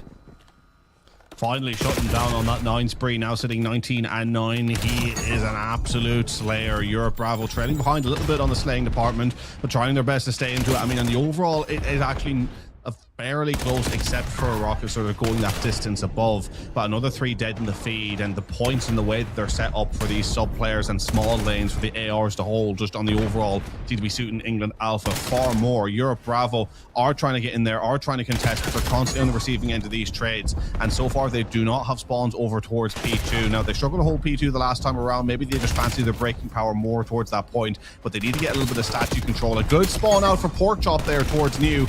Need to make the most of that with 2 down already on the feed. They're going to need to get some initial time back off this P2. A poor P2 is going to be a death sentence, and with that spawn now in the back for England Alpha, Central Europe are in big trouble. Yeah, Boxy finds one though. They've got 2 players pushing through now, looking to try and get one in the back at least to get the spawn anchor and the one on the kill, and they do exactly that. They get the anchor in the back as well. If Rager can stay holding strong, there's a chance here for Central Europe Bravo to hold on to P2 for some time. Now just a push from the front, up from the top is going to be real Steph. He finds 2 big kills as well, and he stays alive, so this is keeping time ticking their way. Central Unit Bravo definitely not too far away from this. 50 points the gap. But now eventually shut down from range. 3 dead in the feed. England Alpha get the close spawn though, so they're going to try and get close into that back spawn. Fight for the remaining time. It's amazing how much of a big difference the positional setups have made for Central Europe Bravo here and staying in this game, because yes, 50 points down, but I mean, a lot of that is just due to Rocket just completely and utterly slaying out, right? If you had Rocket just not here, or kind of not slaying out, just playing normally, I think you do see Central Europe Bravo actually have the lead here. But again, really liking the positions that they've been taking up. They just need to hold on a little bit longer to these points. They need to find a way to shut down Rocket. They need to find a way to outslay and just a little bit more. Slow them down enough. They could sneak this one at the death, because they played P3 well the last time around, but they just need to turn around. They need to watch their back. They need to be aware the collapse is coming. Yeah, once again, like you said, they're there early this time round, but this time the break is done within 10 seconds here from England Alpha, so they get control, and they're looking through mid as well, so they've got all lanes watched. Rocket pulls in the Hellstorm, finds 2. That's going to give them some good time here. Once again, a chance to close in on that 200 point mark, and once again, even eke out that lead even further now. It was 50, it is now gone to 60, maybe even 70 by the remaining of this time goes. Could be more, but Gingy knows what that player is. His teammate Rocket once again finding more kills. 31 and 13, absolute slaying. Doesn't worry about the time because his teammates are doing that job. Monsoon vibes here with 2 minutes already on that time. That is just a crazy stat line for sure, and still staying positive as he does it. So a fantastic job inside that hell box. He finds 1, could have found the second, but Porkchop's there for the second. They get the break and they get the early time once again. And this is what Central Europe Bravo did last time round on the first set of rotations. It's a great moment from them, and again, massive credit, as you say, Monsoon. 2 minutes in hill, that is fantastic. Trying to push through the front now, brute forcing this, and England Alpha in a good position now to succeed in that brute force. Direct flip of the spawns, and they are just struggling to keep up with the slaying now of England Alpha. Central Europe putting themselves in good positions, but not having as much success from those positions as they did when they got them yesterday. The slaying power just proving a little bit too much, but getting on the point, trying to make life difficult. I like this from Boxy, just to sort of buy a bit more time on the point, at the very least buying that scrap, and is keeping the deficit to what, about just over 70, which look isn't good. But Central Europe, if they can do something on P1, there's a chance. It may be too little too late, but I just want to still give credit to Central Europe for the way they've improved their rotational game on this one. It's just unfortunate that the map, in terms of how it feeds into the positives and negatives, has gone so against them this time around. Yeah, definitely indeed. It's definitely a much better and overall performance from the Central Europe Bravo squad. Rotation has been the biggest key factor of change that they have adapted to based off of yesterday's performances. Now, England Alpha are on the verge of taking the W in map number 1 with 20 more seconds required. Can still do it here on P1 in our first set of rotations, and if they're getting kills like that, it's lit up red. There's only one more player anywhere near the time. Boxy is trying to stay alive, but with 12 seconds it then takes down to just the 10, and he has to go and put in a challenge to contest this. He finds 1, can't do any more. Real Stev gets there quickly enough, but he is traded out, and all of a sudden it is 1v1 in the point, and it's went away. Central Europe Bravo, they keep their game alive a little bit longer for a few seconds at least. You've been fighting for scraps, Central Europe Bravo, but that's not going to be enough. Nearly a 40 bomb from Raka, making it 40 at the death, with Raz, Genji and Monsoon Vibes all having a helping hand, all over a minute in Hill, with Monsoon Vibes at 2 minutes 40 seconds. Immaculate amount from England Alpha here. The win is surely going to go their way, but Central Europe with one last gasp are hanging on, and arguably the best they've held on to P2 all game. I mean, this would need to be perfect for the comeback, and I don't think that's in the cards, but with this one last gap, they are proving that they do not want to lose this series 3-0. They are going to put up one hell of a fight and drag the England Alpha side through the mud.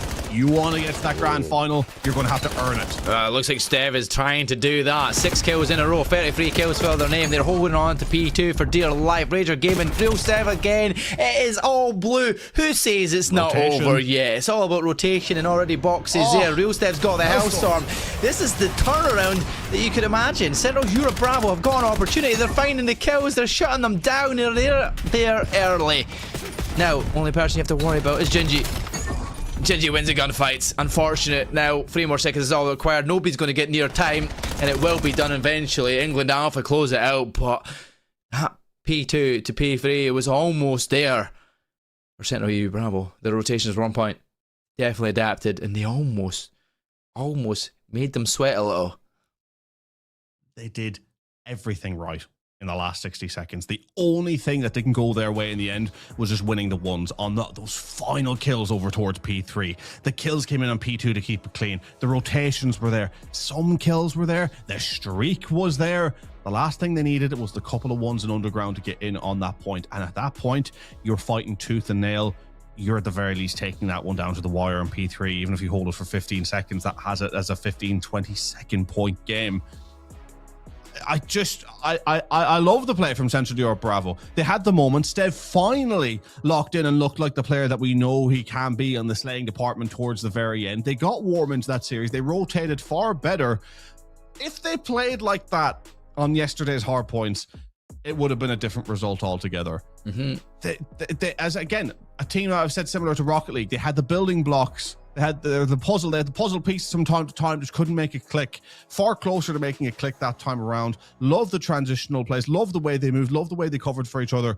Just couldn't deal with the likes of Rocker, who finished that one in the end, 43 and 23. I mean, you cut that KD in half, you make that a normal KD. I think Central Europe Bravo could have been a 50-60 point win for them. Yeah, I mean, they were 100 points down when they got that P2 control and started bringing it right back into them.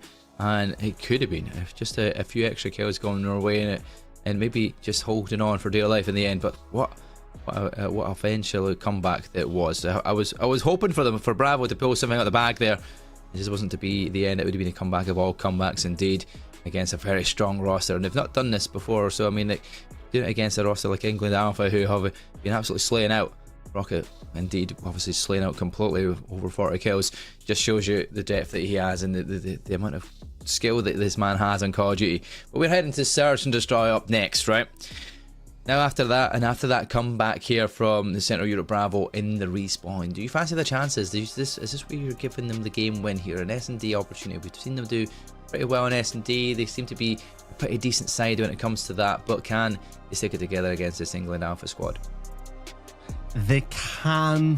Whether or not they will, I really don't know, because they need to shut down Rocket.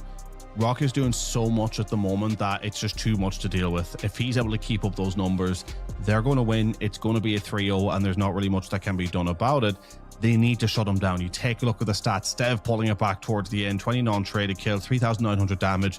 But Rocket was just exceptional. Really great performance from him. And that's what he does. He's the key player you need to shut down alongside getting the tactics right. And look, it feels like when it comes to Search and Destroy, as you said, it's their best opportunity. They know what they can do in that map mode. They know they can trade blow for blow and round for round, but they need to stop momentum. They need to stop getting 2 or 3 piece, and they need to shut down the moments, because at least on the Search and Destroy side of things, having a player like Rocket who can get 2 pieces, 3 pieces, have a high KD, those are moments that if you can't contend with, well then you're just not going to win, even if it ends up going to a round 11. So the raid Search and Destroy, incredibly winnable, and I would be trying to win it because a Scar overload, I don't know how that one would go. I would want it to be going to a mixy gridlock and trying to employ all the hard points that you have improved upon. So I think the Raid S&D, a must win. Yeah, must win indeed. I'd say the exact same thing. I feel like they have to win this one. And once again, it is Raid, right?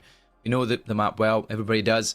We're going to see what they can do here. One thing I'd like to say though is, if you're going to perform well here, you're going to have Boxy not being first def every single map, right? And every single round, because that puts yourself and your side at a detriment straight away. So Boxy's had 5 first def in a single S&D map before, right? And that's not what you want to be having a stat line like that. So if he can continue to stay alive, keep himself in the fight, I can say that Rager Gaming's the first to open the blood. So therefore, Central Europe Bravo find 2. It's Boxy finding Raz, and a great solid start. Looking to try and clean sweep it. Porkchop finds the 3rd, and it's a 3v1. Gingy left alone. And 1v4. Are we going to see a world class play here, or are they going to stick back to back here? That bomb down. It is. It's all 4 dead. England Alpha already losing everybody. Central Europe Bravo, the chance that they have to win, start off strong. There's literally not a better start. You couldn't have asked for a better start. That was unbelievable. Central Europe Bravo, great round from them, getting control of the site, getting the bomb down, clean 4Y. I mean, that's exactly what you need. A great first round from them. Terrific answer back from a tough map number 1. And they just need to keep this England Alpha side at bay. But England Alpha, terrific team. If they start to smell blood, they start to get into a rhythm, it's going to be very, very tough. Definitely. Got from mid there as well, gives information knowing that they're crossing over towards B. And that's exactly where England Alpha are looking to send their attack. It's Rager Gaming once again, though. First blood. All of a sudden, Central Europe Bravo in the driving seat. Man advantage is always a big thing here in Search and Destroy. And you've got Boxy with a sniper out as well, risking it, trying to take it through the tiki hut. Can't find player on the other end of that reticle though. That's a big kill. Huge kill, and making it the double as well. Well, why not make it 3 while you're at it? All up to Rager, picking up 1. Is that bomb going to go down? Is Rager going to be able to clutch on the 3 spree? At the moment, that bomb is going to be laid. Rager, worried about his own back, is going to need to break B, because that bomb has been planted for that cover up top, and it's rocket up top as well. This is an incredibly difficult setup to break. Rager is going to need to find a kill quick. Yeah, they definitely do. Need to find it very quickly here, and here we go. It is found. It's 1-0. We're tied up here in our Raid Search and Destroy. But it just shows you both teams can win rounds and can do the work even after losing the first blood. Still go on to win the round. So first blood's key for the most part to have that man advantage, but you have to play that man advantage, and you have to play it well and a little bit better than they did there. Start playing back to back, looking for the trades. You should no doubt really win this, unless you have one player pop off and find an absolute world class play. Headed into round number 3 though. We go. It'll be Central Europe Bravo on that attacking side. And funnily enough, both sides winning their offensive rounds, which is a bit interesting. You don't normally see that. I do think Raid can lend to it a little more though, if you can get control of these key sites. And Raz, was it a rocket? I'm not sure, with a huge 2 before he gets dropped. Porkchop with another 2 versus 2 now. Porkchop in the real Stev versus Raz and Gingy. Bomb dropped in a precarious position. Central Europe a little bit scattered, but potentially going to find a good timing here. Porkchop around the back, depending when she gets out. Stev at 1, 2, or taking, yeah, Stev getting 1, getting a 2 versus 1, and Porkchop getting that kill in the end up. S&D seems to be the bread and butter of this side, going up 2-1 now. Central Europe Bravo. Really strong performance in them so far, getting a little bit of good timing as well and good fortune, but it's amazing how they can go so quickly just between respawn and no respawn, between looking like they're on the back foot trying to scrape a win versus being on the front foot. They're happy to go toe-to-toe on S&D. Yeah, I mean, they definitely are. And Porkchop's been a very good S&D player. Every single time we've seen her playing on this Search and Destroy, they've been getting very good kills and very important kills as well. They have definitely swayed in their favour each round. So they can continue to keep that trend up and not get too over-aggressive, but just continue the momentum as you go forward. There's a chance, but Rocket finds the first blood. Boxy gets shut down straight away as well afterwards, and before you know it, your defensive round is looking like a 2v4. Porkchop can't win these shots, and it's whiffy, but it will be done. Raz Finding the next kill. And now hold down to Rager Gaming in a 1v4 once again. Has to rotate all the way around towards Garage. But bomb is down on A. Not a good position for Rager Gaming. Gets dropped quickly, and it's evened up once again. And both of these sides going blow for blow with each other now. A great way for England Alpha to answer back. Again, when they take rounds, it looks confident, and that was a confident victory for themselves there. And we start off with Central Europe in their first round, getting the clean sweep. They have 2 shaky rounds going either which way, and then a round for England Alpha that is a confident one themselves. So terrific performance by them in that round to answer back. Can they keep that form up, keep themselves in the driver's seat? Only time will tell. Yep, let's see. The way it's going back and forward it goes. I mean, I don't know who you'd going to be able to see will break this serve to start us off here. Get a couple of runs back to back, but Raz finds first blood, instantly traded out. Stev, once again, another player that we've seen performing great in the hardpoint. Almost doing it again here in the search and destroy. As we have current 3v3 situation and a bomb going down towards that A statue. And now it's going to be the 3v3 retake from England Alpha. What can they do from here?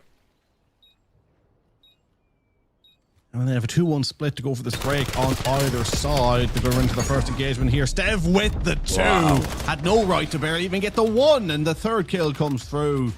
And Central Europe Bravo taking another round up once again, 3-2. And Stev just picks up kills he shouldn't, really. I often look at Stev and he's in positions and I'm like, oh, surely even if he gets 1 there, he gets traded. But another 2 for Stev in a huge moment where if that break came through, like even if Rager Gaming had turned around to get that kill, as a matter of fact, he probably wouldn't have even turned around to get that kill. If Stev died in that position, everyone turns to face that direction, and then the player coming around the back will get great timing against Rager and co. So really, really important kills there from Stev, picking him up in that position, keeping that position guarded, keeping the trust there, his teammates knowing they don't need to look there. Fantastic round from your Bravo. Yeah, definitely was. It's very round changing moments like that. It definitely help you along the way on search and destroy, and definitely means that you have an opportunity. But Rocket finds first blood this time round. No Stev's there for the trade though. It finds Gingy. Look at the position here. Actually working is really well. Central Europe Bravo. They look to force their way onto the bomb site, knowing fine well they're heading towards B. And just stopping that bomb being planted, but Rocket finds Boxy, and all of a sudden you've left yourself in even more of a difficult situation. Now bomb will go down over towards B. And now they're positioned well, both on either side and bomb site. That's it, sniped. Oh. You've been razzle-dazzled with the sniper there. 3 versus 1, Rager Gaming. Once again in a position to try and clutch, once again faltering, and once again we're tied up 3-3. And both of these teams really favouring the offensive round at the moment. Love getting control of these sites, and they defend them incredibly well when they get them. And Rocket 7-3, of course, over double positive. That's just kind of the land he lives in at this point. And at the moment, with a terrific performance from him. Yep, indeed. Showing up.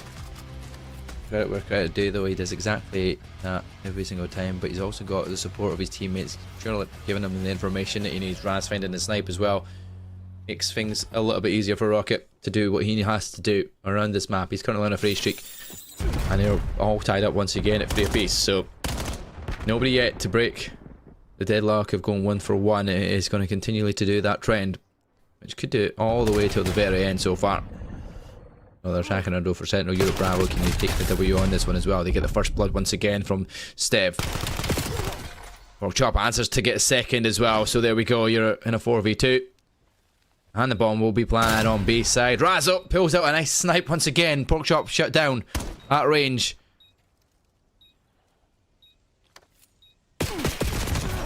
Ooh, big kill coming through. 3 versus 1. Another offensive round on the precipice of going away of Central Europe Bravo as Raz 6-3, but I presume, yes, a sniper in hand.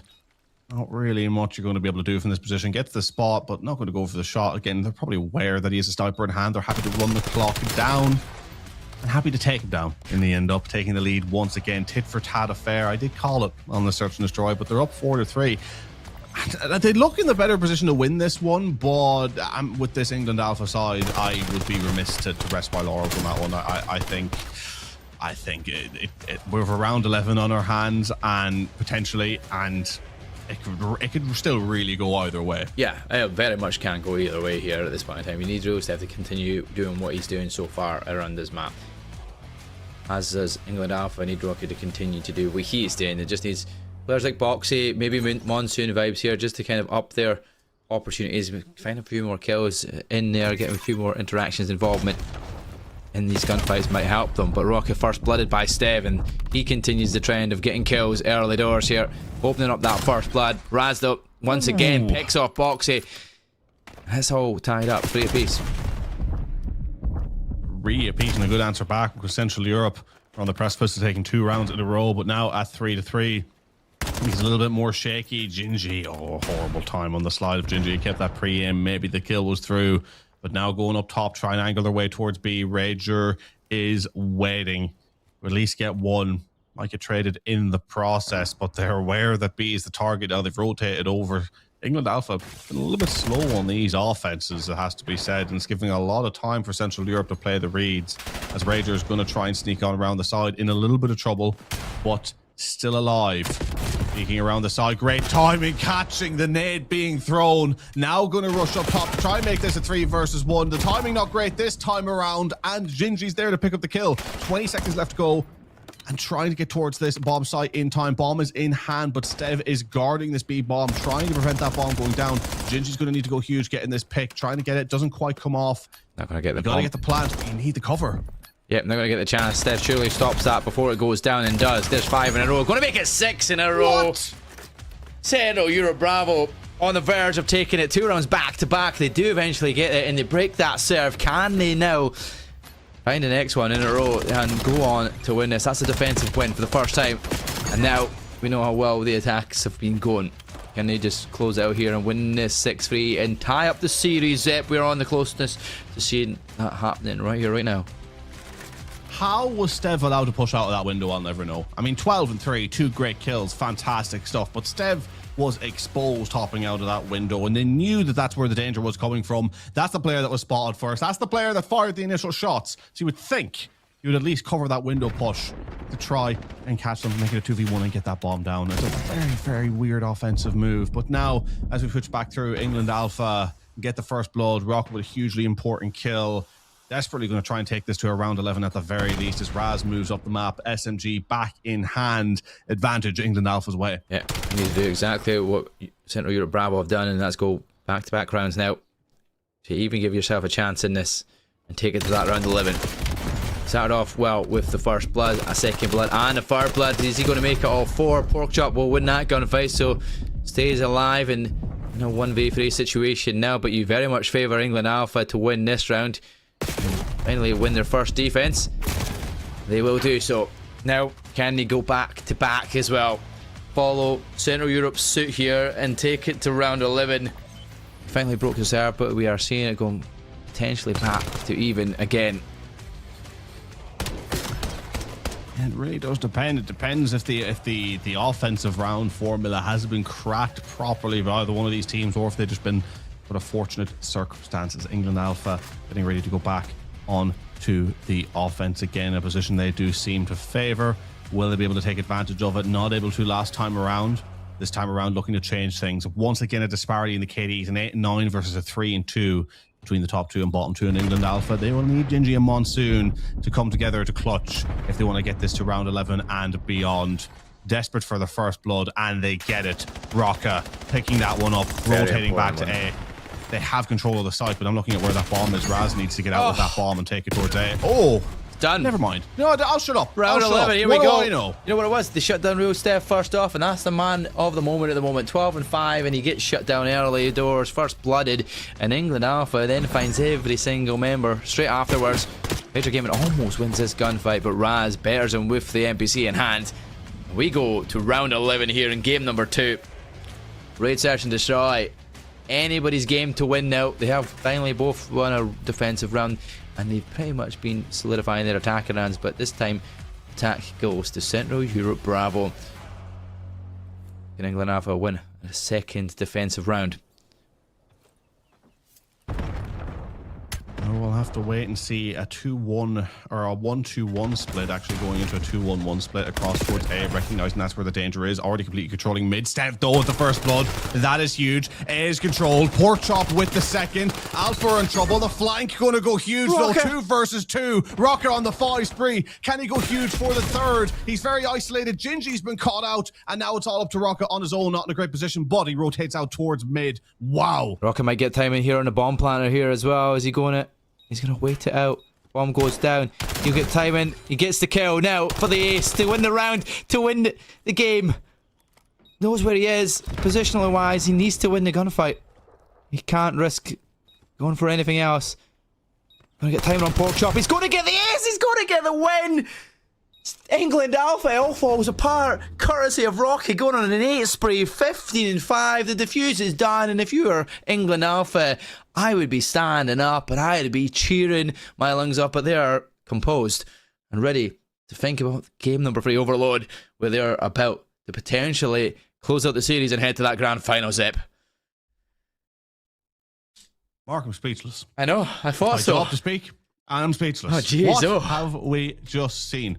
Rocca coming through with such a massive clutch. I mean, for so long he was a little bit dormant. Like, yeah, 7-3, but he wasn't 12-3 like Steph, right? I mean, that was the difference, and it looked like finally Europe Bravo had that player that was going that step above. Rocca just says, hold my beer. I don't have a beer, but pour one just so you can hold it for me. Goes on the ace. 15-5 he ends up finishing, clutching up. Had no right to clutch up. The flank worked perfectly. It was a great move. I will praise England after the cows come home. That is as clutch as it can get. Yep, indeed. They got in the first blood, Europe Bravo. They had control of sight. They should have had the flank watched, and they should have been able to deal in that 2 versus 1. The fact that the cover wasn't happening and the final moment of that bomb being laid was criminal. You need to be covering that window in those final couple of seconds to even like catch, because like your most vulnerable moment is rotating off of that initial bomb plant. The cover should have been there. It wasn't good enough, and England Alpha exposed it. Yeah, I mean, Rocket, like, in that final round, right? Getting the flank, realizing, like, okay, the time is gone, and Pork Chop had got the second kill, so you were 2 members down already. And Rocket just trusts his gunny. He sees one, he sees his second on statue, gets that, and all of a sudden I'm like, okay, things are changing around. Gingy, if he can win his gunfight, he doesn't, he gets shut down, and all of a sudden, Rocket's now like, I've got to find another 2 kills here, and it's going to be a difficult task, but he positions himself well for the bomb planner. Waits the time. I thought he missed out that opportunity over the top of that bomb. I thought he just got away, and this is going to be difficult for Rocket, but he doesn't. He finishes the kill and knows and spots the player in window laundry.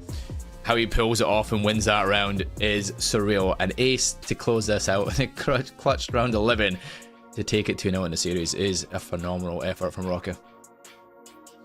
I mean, Rocca's been key in this series. We knew he'd be a key player, but I think this is the most key he has ever been, right? Winning that map number 1, realistically only because he got a 40 bomb. So many improvements came from Central Europe Bravo to where it wasn't for Rocca's performance. I think they had that map 1, and then map 2, well, rescued by a Rocca ace. Beyond his great performance in general, that's what rescues it in general. Like he's just rescued 2 maps essentially. Like it's been absolutely phenomenal. And map number 3, I wonder if it's going to be any different. I think Central Europe Bravo, even though they've been so close, surely the heads will have dropped. I know I'd be feeling gutted in this scenario, but maybe they'll be able to pull it back. But whether or not they do, we will find that out in a couple of moments, as we are going to be going to a quick break between map 2 and 3. Don't go anywhere. We'll be back at map 3 in just a moment.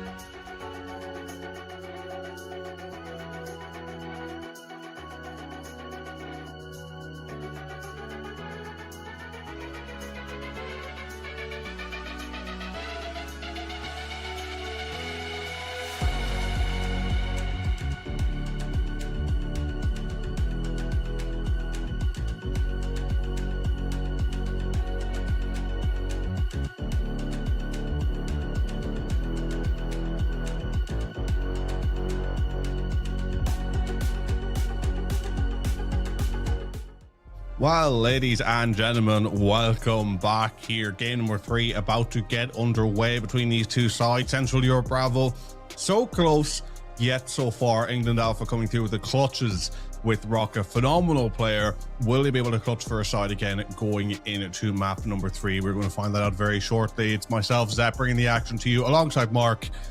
Mark, that map 2 was just something else. Yeah, that map 2 was definitely something else. I felt like Central Europe Bravo had an opportunity to finally take a map here in the series, and they were 2 map points on the verge of it.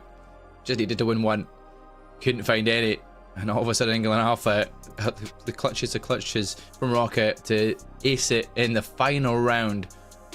All was going against him until he decided, my flag's going to work off. I've got trust in myself. And he goes and does it. Let's look at what the maps we have got left remaining here in this series. It could potentially only be 1 left, or it could be more depending on what we see here. But it's going to be England Alpha trying to close out on Scar Overload. Next up, can Central Eastern Europe Bravo have an opportunity in a Scar Overload in a respawn, which the first respawn didn't start off very well. It started to get away from them, but they eventually started closing the gap in the margin, still losing out by 44 points. But I mean, that could have been a lot worse given and taken. Obviously a very, very close search and destroy. Now, can an Overload be the swing moment for them? They need to win every single map now from here on out. The reverse sweep has to come in if they want to get to that grand finals. It's a tough uphill battle from here, Zep. Do you see any little bit of life in them to be able to pull this out the bag?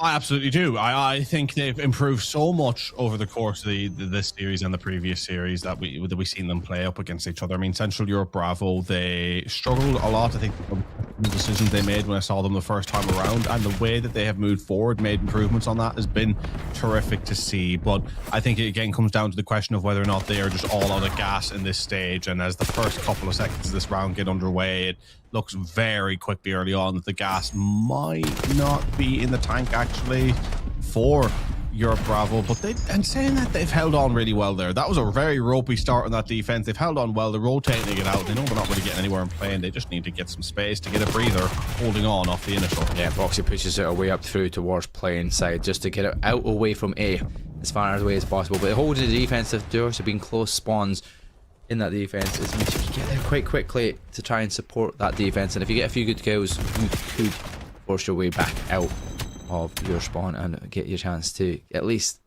put a foothold back into this game, which is what they've done. Rocky and Raz are currently 4 and 2 apiece. Make that 6 and 2 now for Raz as he finds 2 in a row. Rocky finds 3 in a row now. And this is the few kills that they need if they can find a player in store, which they do. A chance to try and run this one in, and he's going to try and go himself. He doesn't wait for the support of his teammates, and actually that becomes a detriment to his side as Rager and Stev shut them back down. Once again, defense holding strong at the very last gasp. Holding strong indeed by the skin of their teeth, but for how long can they keep up these last gap defenses before it becomes all too much? Desperately trying to get pushed out here of market. It is not to be. Rager Gaming going to get 1, probably going to get the second on the EMP carrier, and does, but traded out by Rocket quite quickly, as they still on the overall are not too worried about this mid. Raz still in the danger zone here, just trying not to drop, trying to be a nuisance so Asai can get back up to the mid. And it's been disciplined from Raz there not to jump out too early. Now can try and help with things, but a great 3 dead for Europe Bravo means finally they should get moved up the map. Yeah, and that's everybody dead here for Alpha. They're all spun over towards the A side. B is completely free. If you can win 1 gunfire around the carriage, but she can't. Everybody got shut down. Raz finding 2. Shut down Stev and Porkchop, and now they'll force their way down through Motel side to get more kills down this way as well.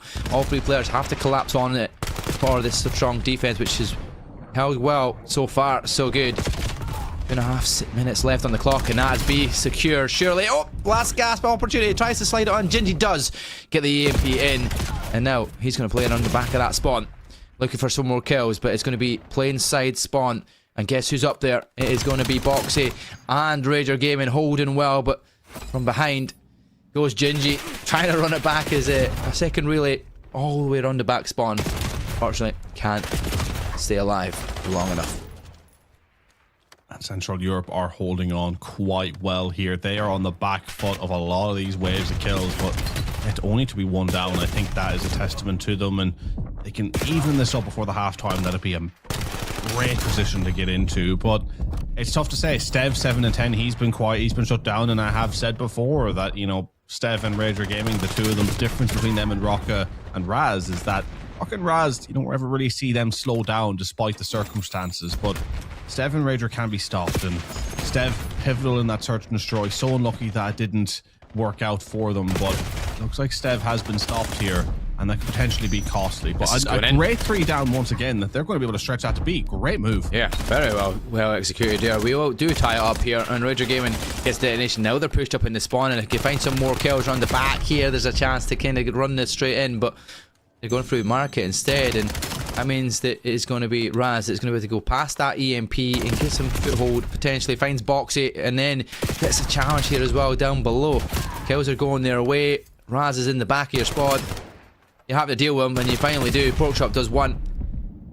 That had to be done here, or otherwise Raz was going to run amok inside your spawn and give a chance for England Alpha to get control of that map, which even still, they are still finding the kills needed to get closer and closer to the points possible to get that second EMP in. I'm trying to find their way through. Gingy's just trying to open it up, trying to stay alive. Boxy gets taken down. Oh, and Gingy eventually taken down. It's gotten scrappy on this defense, but they are still holding on. 15 seconds left to go. Raz is going to have the opportunity to run it through. Shirley has it, and they do. Raz 22 and 9. Absolutely soaring here for England Alpha as they're going to take the lead at halftime, up 2-1. I mean, what more can you say? We're going to get a little bit. Actually, we're not going to get any of that overtime. We hit the halftime. Another great performance from Alpha. Yep, bang on the moments. It gets dropped just as the timer goes to tick into overtime. It could have been an opportunity for Central Europe Bravo, but England Alpha holding a narrow lead by 1 as they head into our second half, on the verge of taking the series here as well at the halfway mark. Can they continue the trend of going forward and getting some more EMPs here in the second half, or Central Europe Bravo is going to have a foothold to really bring it back in and keep this series alive? We can only hope for Central Europe Bravo to find a good few spells, and they did manage to do quite well to get one in. You know they can do it. I just need to try and do it again, this time on the other side.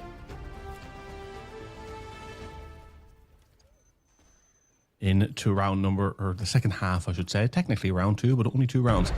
And is it the last half? Is it the last gasp for Central Europe Bravo, or do they have what it takes to come back and reverse sweep this series? It would be a hard fight. Anything is possible, but so far only Stev with 1 as the rest drop. That EMP already in the hands of England Alpha as they look to control mid and dictate pace of play and where this goes. Rock is slaying out now, 19 and 16. Not the strongest game from him, but Raz continuing to dominate, 23 and 10. B lane is clear, trying to get a couple more before that EMP goes forward, but they are close. They may just go to rush this one through. Yep, he goes to try and go and slide in, but it's literally a yard out, and we stopped. Once again, another defense coming up for Central Europe Bravo, having to hold on strong, but Rocket finds 2. That's 4 dead. That's the EMP. It's got to be running a nice free streak here once again from Rocket. They go and take the lead by 2.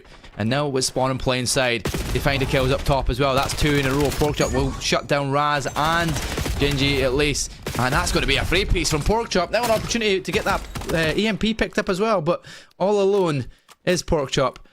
She ain't going to be able to get away from there alive. So we'll hope to wait on support from the teammates, and can't do so. Play dead against them. Chance to run that A zone, but they will be spawning up top A as well. Again, a poor rotation out from Rager Gaming. Couldn't afford to give up that position in spawn to go for the EMP as soon as he turns his back to go and help towards play inside.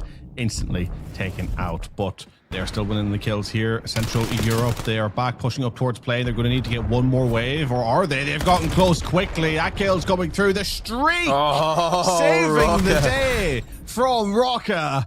And God, Rocka must have seen Raz's KD and been like, hang on a minute, I'm the lead man here. Now 28 and 17. Both now 28, just absolutely phenomenal. Nearly 60 kills between them. It's crazy to think they're slowing, not slowing down, should I say, over 50 kills between the two of them. And looking to make that 60 kills here as Raz isn't too far away from that 30 bomb as well. And a chance to get the 4th in, and it's running now. I feel like steam is all but gone here from Central Europe Bravo.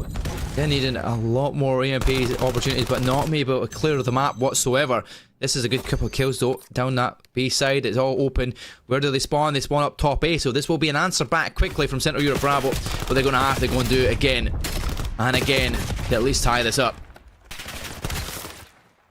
And I just don't see that they have it. I mean, God, in my prediction, I said that England Alpha would win it 3-1, but that's because I really thought Central Europe would have enough to get something from this, right? They've been so, I think, good. Whoa, don't let them off yet. Hang on, there we go. Rocket with a double again on Hellstorm. Make it a triple. Oh my God. Just when you think it's gonna... He waited too long for that one this time. We couldn't stop him before it went in, but he still gets a free piece once again. This is bizarre to watch this, that Central Europe managed to get 2 back. And I tell you what, they're pushed up again on their way to maybe getting another, but Rocca locking in for another 3. They come in waves of 3 for Rocca. Rocca in the free piece is just it's a give and take. It happens every single time. And that's what's got them a couple of streaks so far, and they're going to get another EMP in. They're leading once again by 2. And look at the position on that map. They're shutting them down. They're well positioned here to get another. Where's the player spawning? Final member is going to be on the A side, so if they can get more kills going this way, they can relay this back again and make it 6-3 and almost out of the question now. Central Europe Bravo had a bite back for a second, but they are not managing to win the gunfights from spawn. Raz shutting them down, and combined score is outrageous, heading towards that 70 and have done so.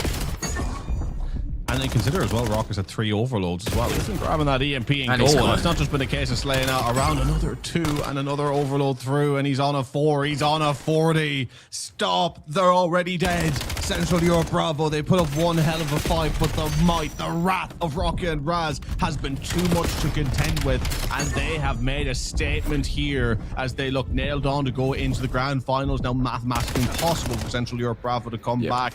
They want to instill fear into their future opponents, and what better way to do so than having a performance in a series like this? Rocket with 42-22. Is that 3rd streak he's earned as well? Because if it is, that is just unbelievable performance. He's not far, he wasn't far away, I'm pretty sure, for the 1st streak, but he's called in 2 already. He's got plenty of kills. He's finding more kills. He's looking for a 50 bomb, but it's only 11 seconds. He won't get there. But combined score, 78 kills so far. 6 more seconds to go.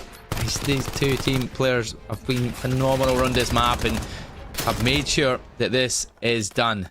Hold on to the EMP. Maybe even try to go for more kills. 45 bomb, but they're going to go for another EMP. Makes it 7-3. It was out of question anyway.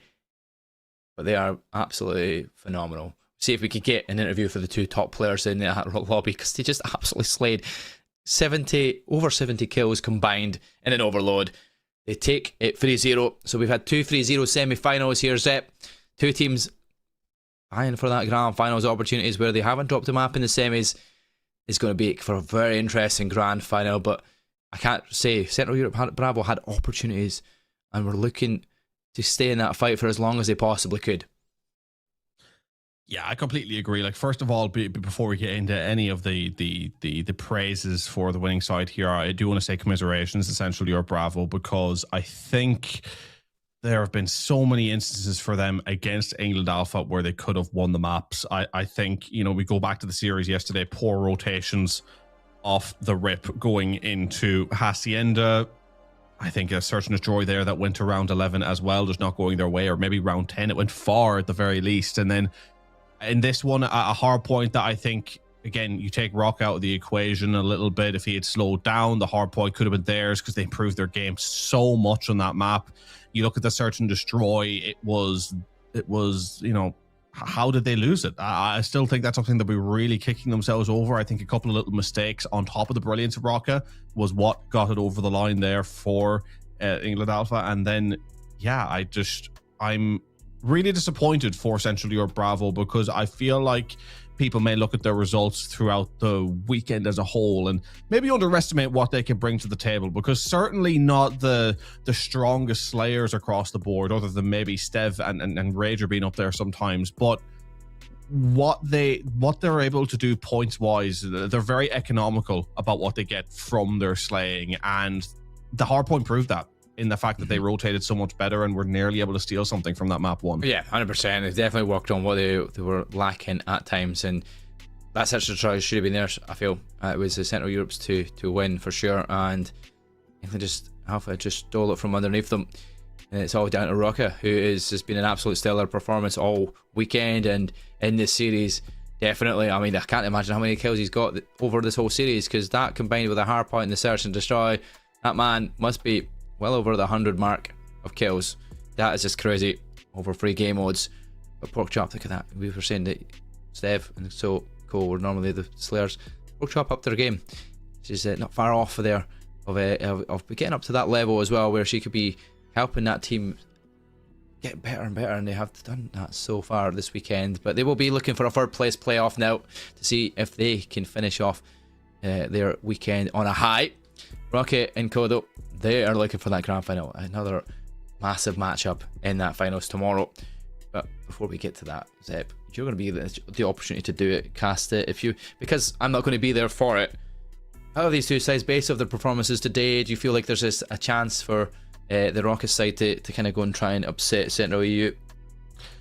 I think if they play that well, then absolutely. I think there is a pathway for them to be able to come away with the victory, but I think it has to be a combination of them playing that well and the other two players on the side kind of just pulling up the numbers just a little bit. They need to be there as a 4. They need to have a bit more cohesion and unity. They need to get a little bit more from the slaying that they inevitably will do, because they won't be completely shut down. But I still think they're going to be the underdogs, because at the end of the day, they are a team of where there's a bit of a disparity in that skill across the board, going up against a team that as a 4 look incredibly solid. And ultimately, I think the consistency as a unit in that regard is going to, it's 99% of the time is going to get you far further. Anything can happen in a grand final, but it's going to be a really entertaining Call of Duty match, to say the least, because I think with the pressure being on, I'd be shocked if we saw a 3-0. I surely we see at least a map 4 or 5. Yeah, and a best of 7 as well, grand finals. I mean, there's more opportunities here as well, right? More maps, more opportunities. A map that might well favour each of these sides to make a difference. And obviously, you're not even coming off like a loser and winner bracket at this point in time as well. So there is no disadvantage going into this round of 7, right? It is just who starts off the strongest going into that final grand final. So we'll go to a short break before we get our interview, a wee short interview, and we'll get Rocket and Raz together here, who were stand-up performances throughout that whole series. But till then, we'll see you in 3 more minutes, and we'll be back for that interview.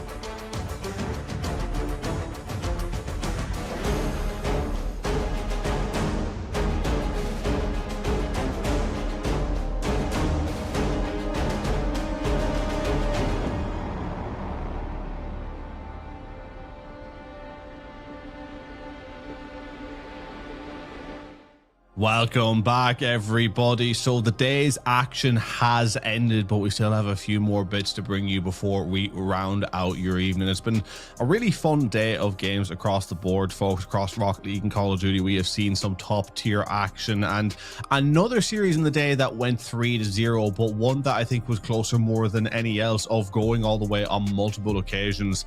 A hard point that was greatly improved upon by the losing side, a search and destroy that realistically shouldn't have gone the way it went, and then a overload that I think was just all up in the air. I think had a mix of kind of energies being burnt out, people being out of position. It wasn't the perfect overload to watch by any means in terms of quality, but certainly entertaining, and I think on the overall a very good series to watch, but like a disheartening one for the losing side.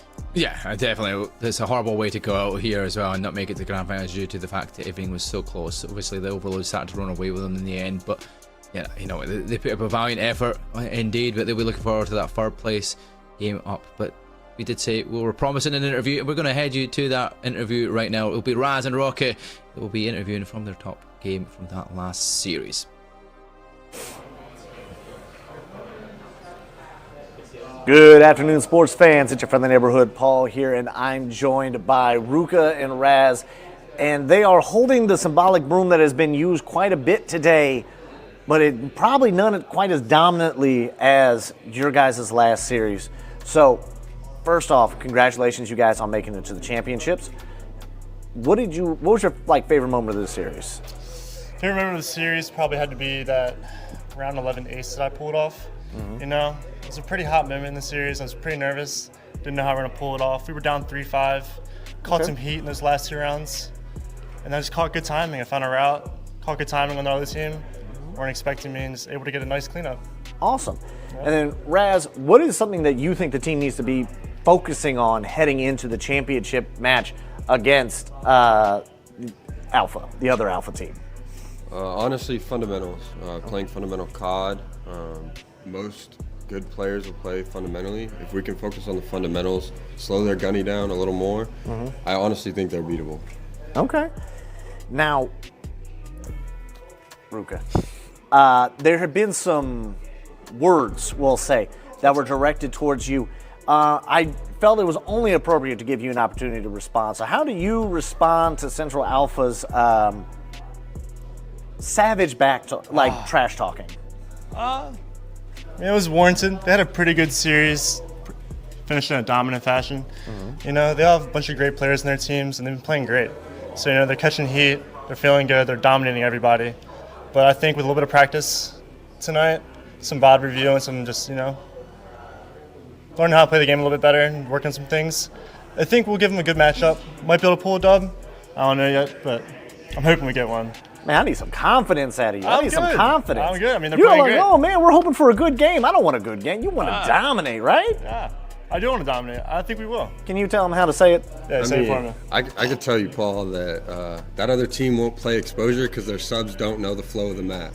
They even said it. So, Darth, Gage, I hope if we get an exposure overload, you're not ready for that because you don't know the flow. They don't know the flow. That does it for us here on day 3. Back to you guys. Well, it is fair to say, Mark, I'm really glad that we got the pair of them on for the interview in that one, because I wanted to hear what the pair of them had to say. I mean, those two have been so pivotal for their side, doing what they've been doing throughout the course of the entire weekend. And as you heard from the comms there in the end, I mean, they feel like that they can get the win in that grand final, and they are coming into it as the underdog side. But the pieces are there to come away with the victory, and you can tell there's a little bit of a rivalry starting, a little bit of heat forming as the pressure does rise. So I cannot wait to get into that one tomorrow. I'm itching to get into that day already.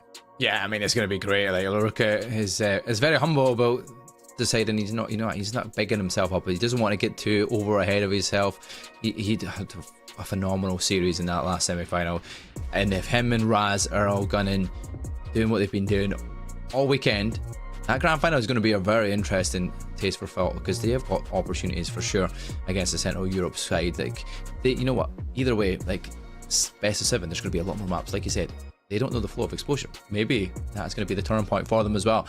Put them off their stead and hopefully have an opportunity to have a very good series ahead of them. Ruka will be coming all guns blazing and hoping he can replicate how he was playing today, because if he's playing like that, every opportunity is there. Absolutely. And before we round things out here this evening, let's take a very quick look as well at the bracket side of things, how it has worked out today. Central Europe Alpha beating England Bravo quite easily, to say the least. Sort of the easiest victory we've seen in broadcasting the whole weekend. A really strong team getting their way into the grand final. And then the Call of Duty that we've just seen, England Alpha managing to pick up the win against Central EU Bravo. Wasn't as clean as they would like it, but ladies and gentlemen, for tomorrow, you're going to want to make sure to stick around, because not only are we just having the grand finals, before that, we're having the playoffs for third place. So it's not just a case you've seen the last of the two teams who went out here today. They're going to be playing up against each other for that third place prize, which is, well, you know, it's like, hey, I got third place. That's the prize. But it's across CoD, it's across Rocket League as well. We're seeing all the teams back for one last hurrah tomorrow on Monday, and it is going to be so much fun. But the heartbreaking thing, as much as I love casting with Infinity and I'm excited to see him back tomorrow, I won't be getting to do it with yourself, Mark, tomorrow. This is your last one for the weekend. It's been an absolute pleasure having you here. I mean, have you enjoyed it on the overall, Mark? Enjoyed what you've seen? I have enjoyed every single moment of it. My first opportunity to cast alongside yourself here for the Air Force gaming side of things, and you know what? I've enjoyed it. The production guys have been an absolutely lovely set of staff to work alongside, and they've done a stellar job in putting on a wonderful show. And I hope you guys have all enjoyed listening to myself and Zep casting away the Celtic duo, as we have been calling ourselves, at least anyway, more recently. So yeah, it's good to get back into the swing of things again, and a bit of Rocket League and Call of Duty. So we're even casting a new game together for the first time. So I mean, that's always a bonus as well. So yeah, we're learning every single day and getting more reps in. I liking that. So yeah, it's been a phenomenal experience, and have a great time tomorrow for these grand finals, because I'm sure they're going to be great games to watch and cast over. Oh yeah, I mean, they're going to be fantastic, and it's been a pleasure again, Mark. You know, as you said, the Celtic duo will be trying their best to cast as much together as we can throughout the course of the season in general. So it's a pleasure to get to do the likes of this event with you, and you know, long may it last. May the events keep rolling on. We love seeing them, we love casting them, we love bringing them to you guys, the audience at home, and that is what we have. That's all we have for you today, I should say. But before we go, one last word for me, and that is about USAA. USAA was founded over 100 years ago by 25 military members with a mission to always take care of their own. And if you want to learn more about that, now is the perfect time to do so, because you'll be clicking off the end of this broadcast. You want to learn more? You go to USAA.com. I repeat, that's USAA.com. Go check that out after the broadcast. Make sure to show some love to those guys over there. And that will do it for the broadcast this evening. It's been myself, Zep, joined with Mark. We hope you have a great rest of your Sunday, and we'll see you back here tomorrow for the third place playoffs and grand finals for Rocket League and Call of Duty. All to play for yet. You won't want to miss it. Have a great evening and take care.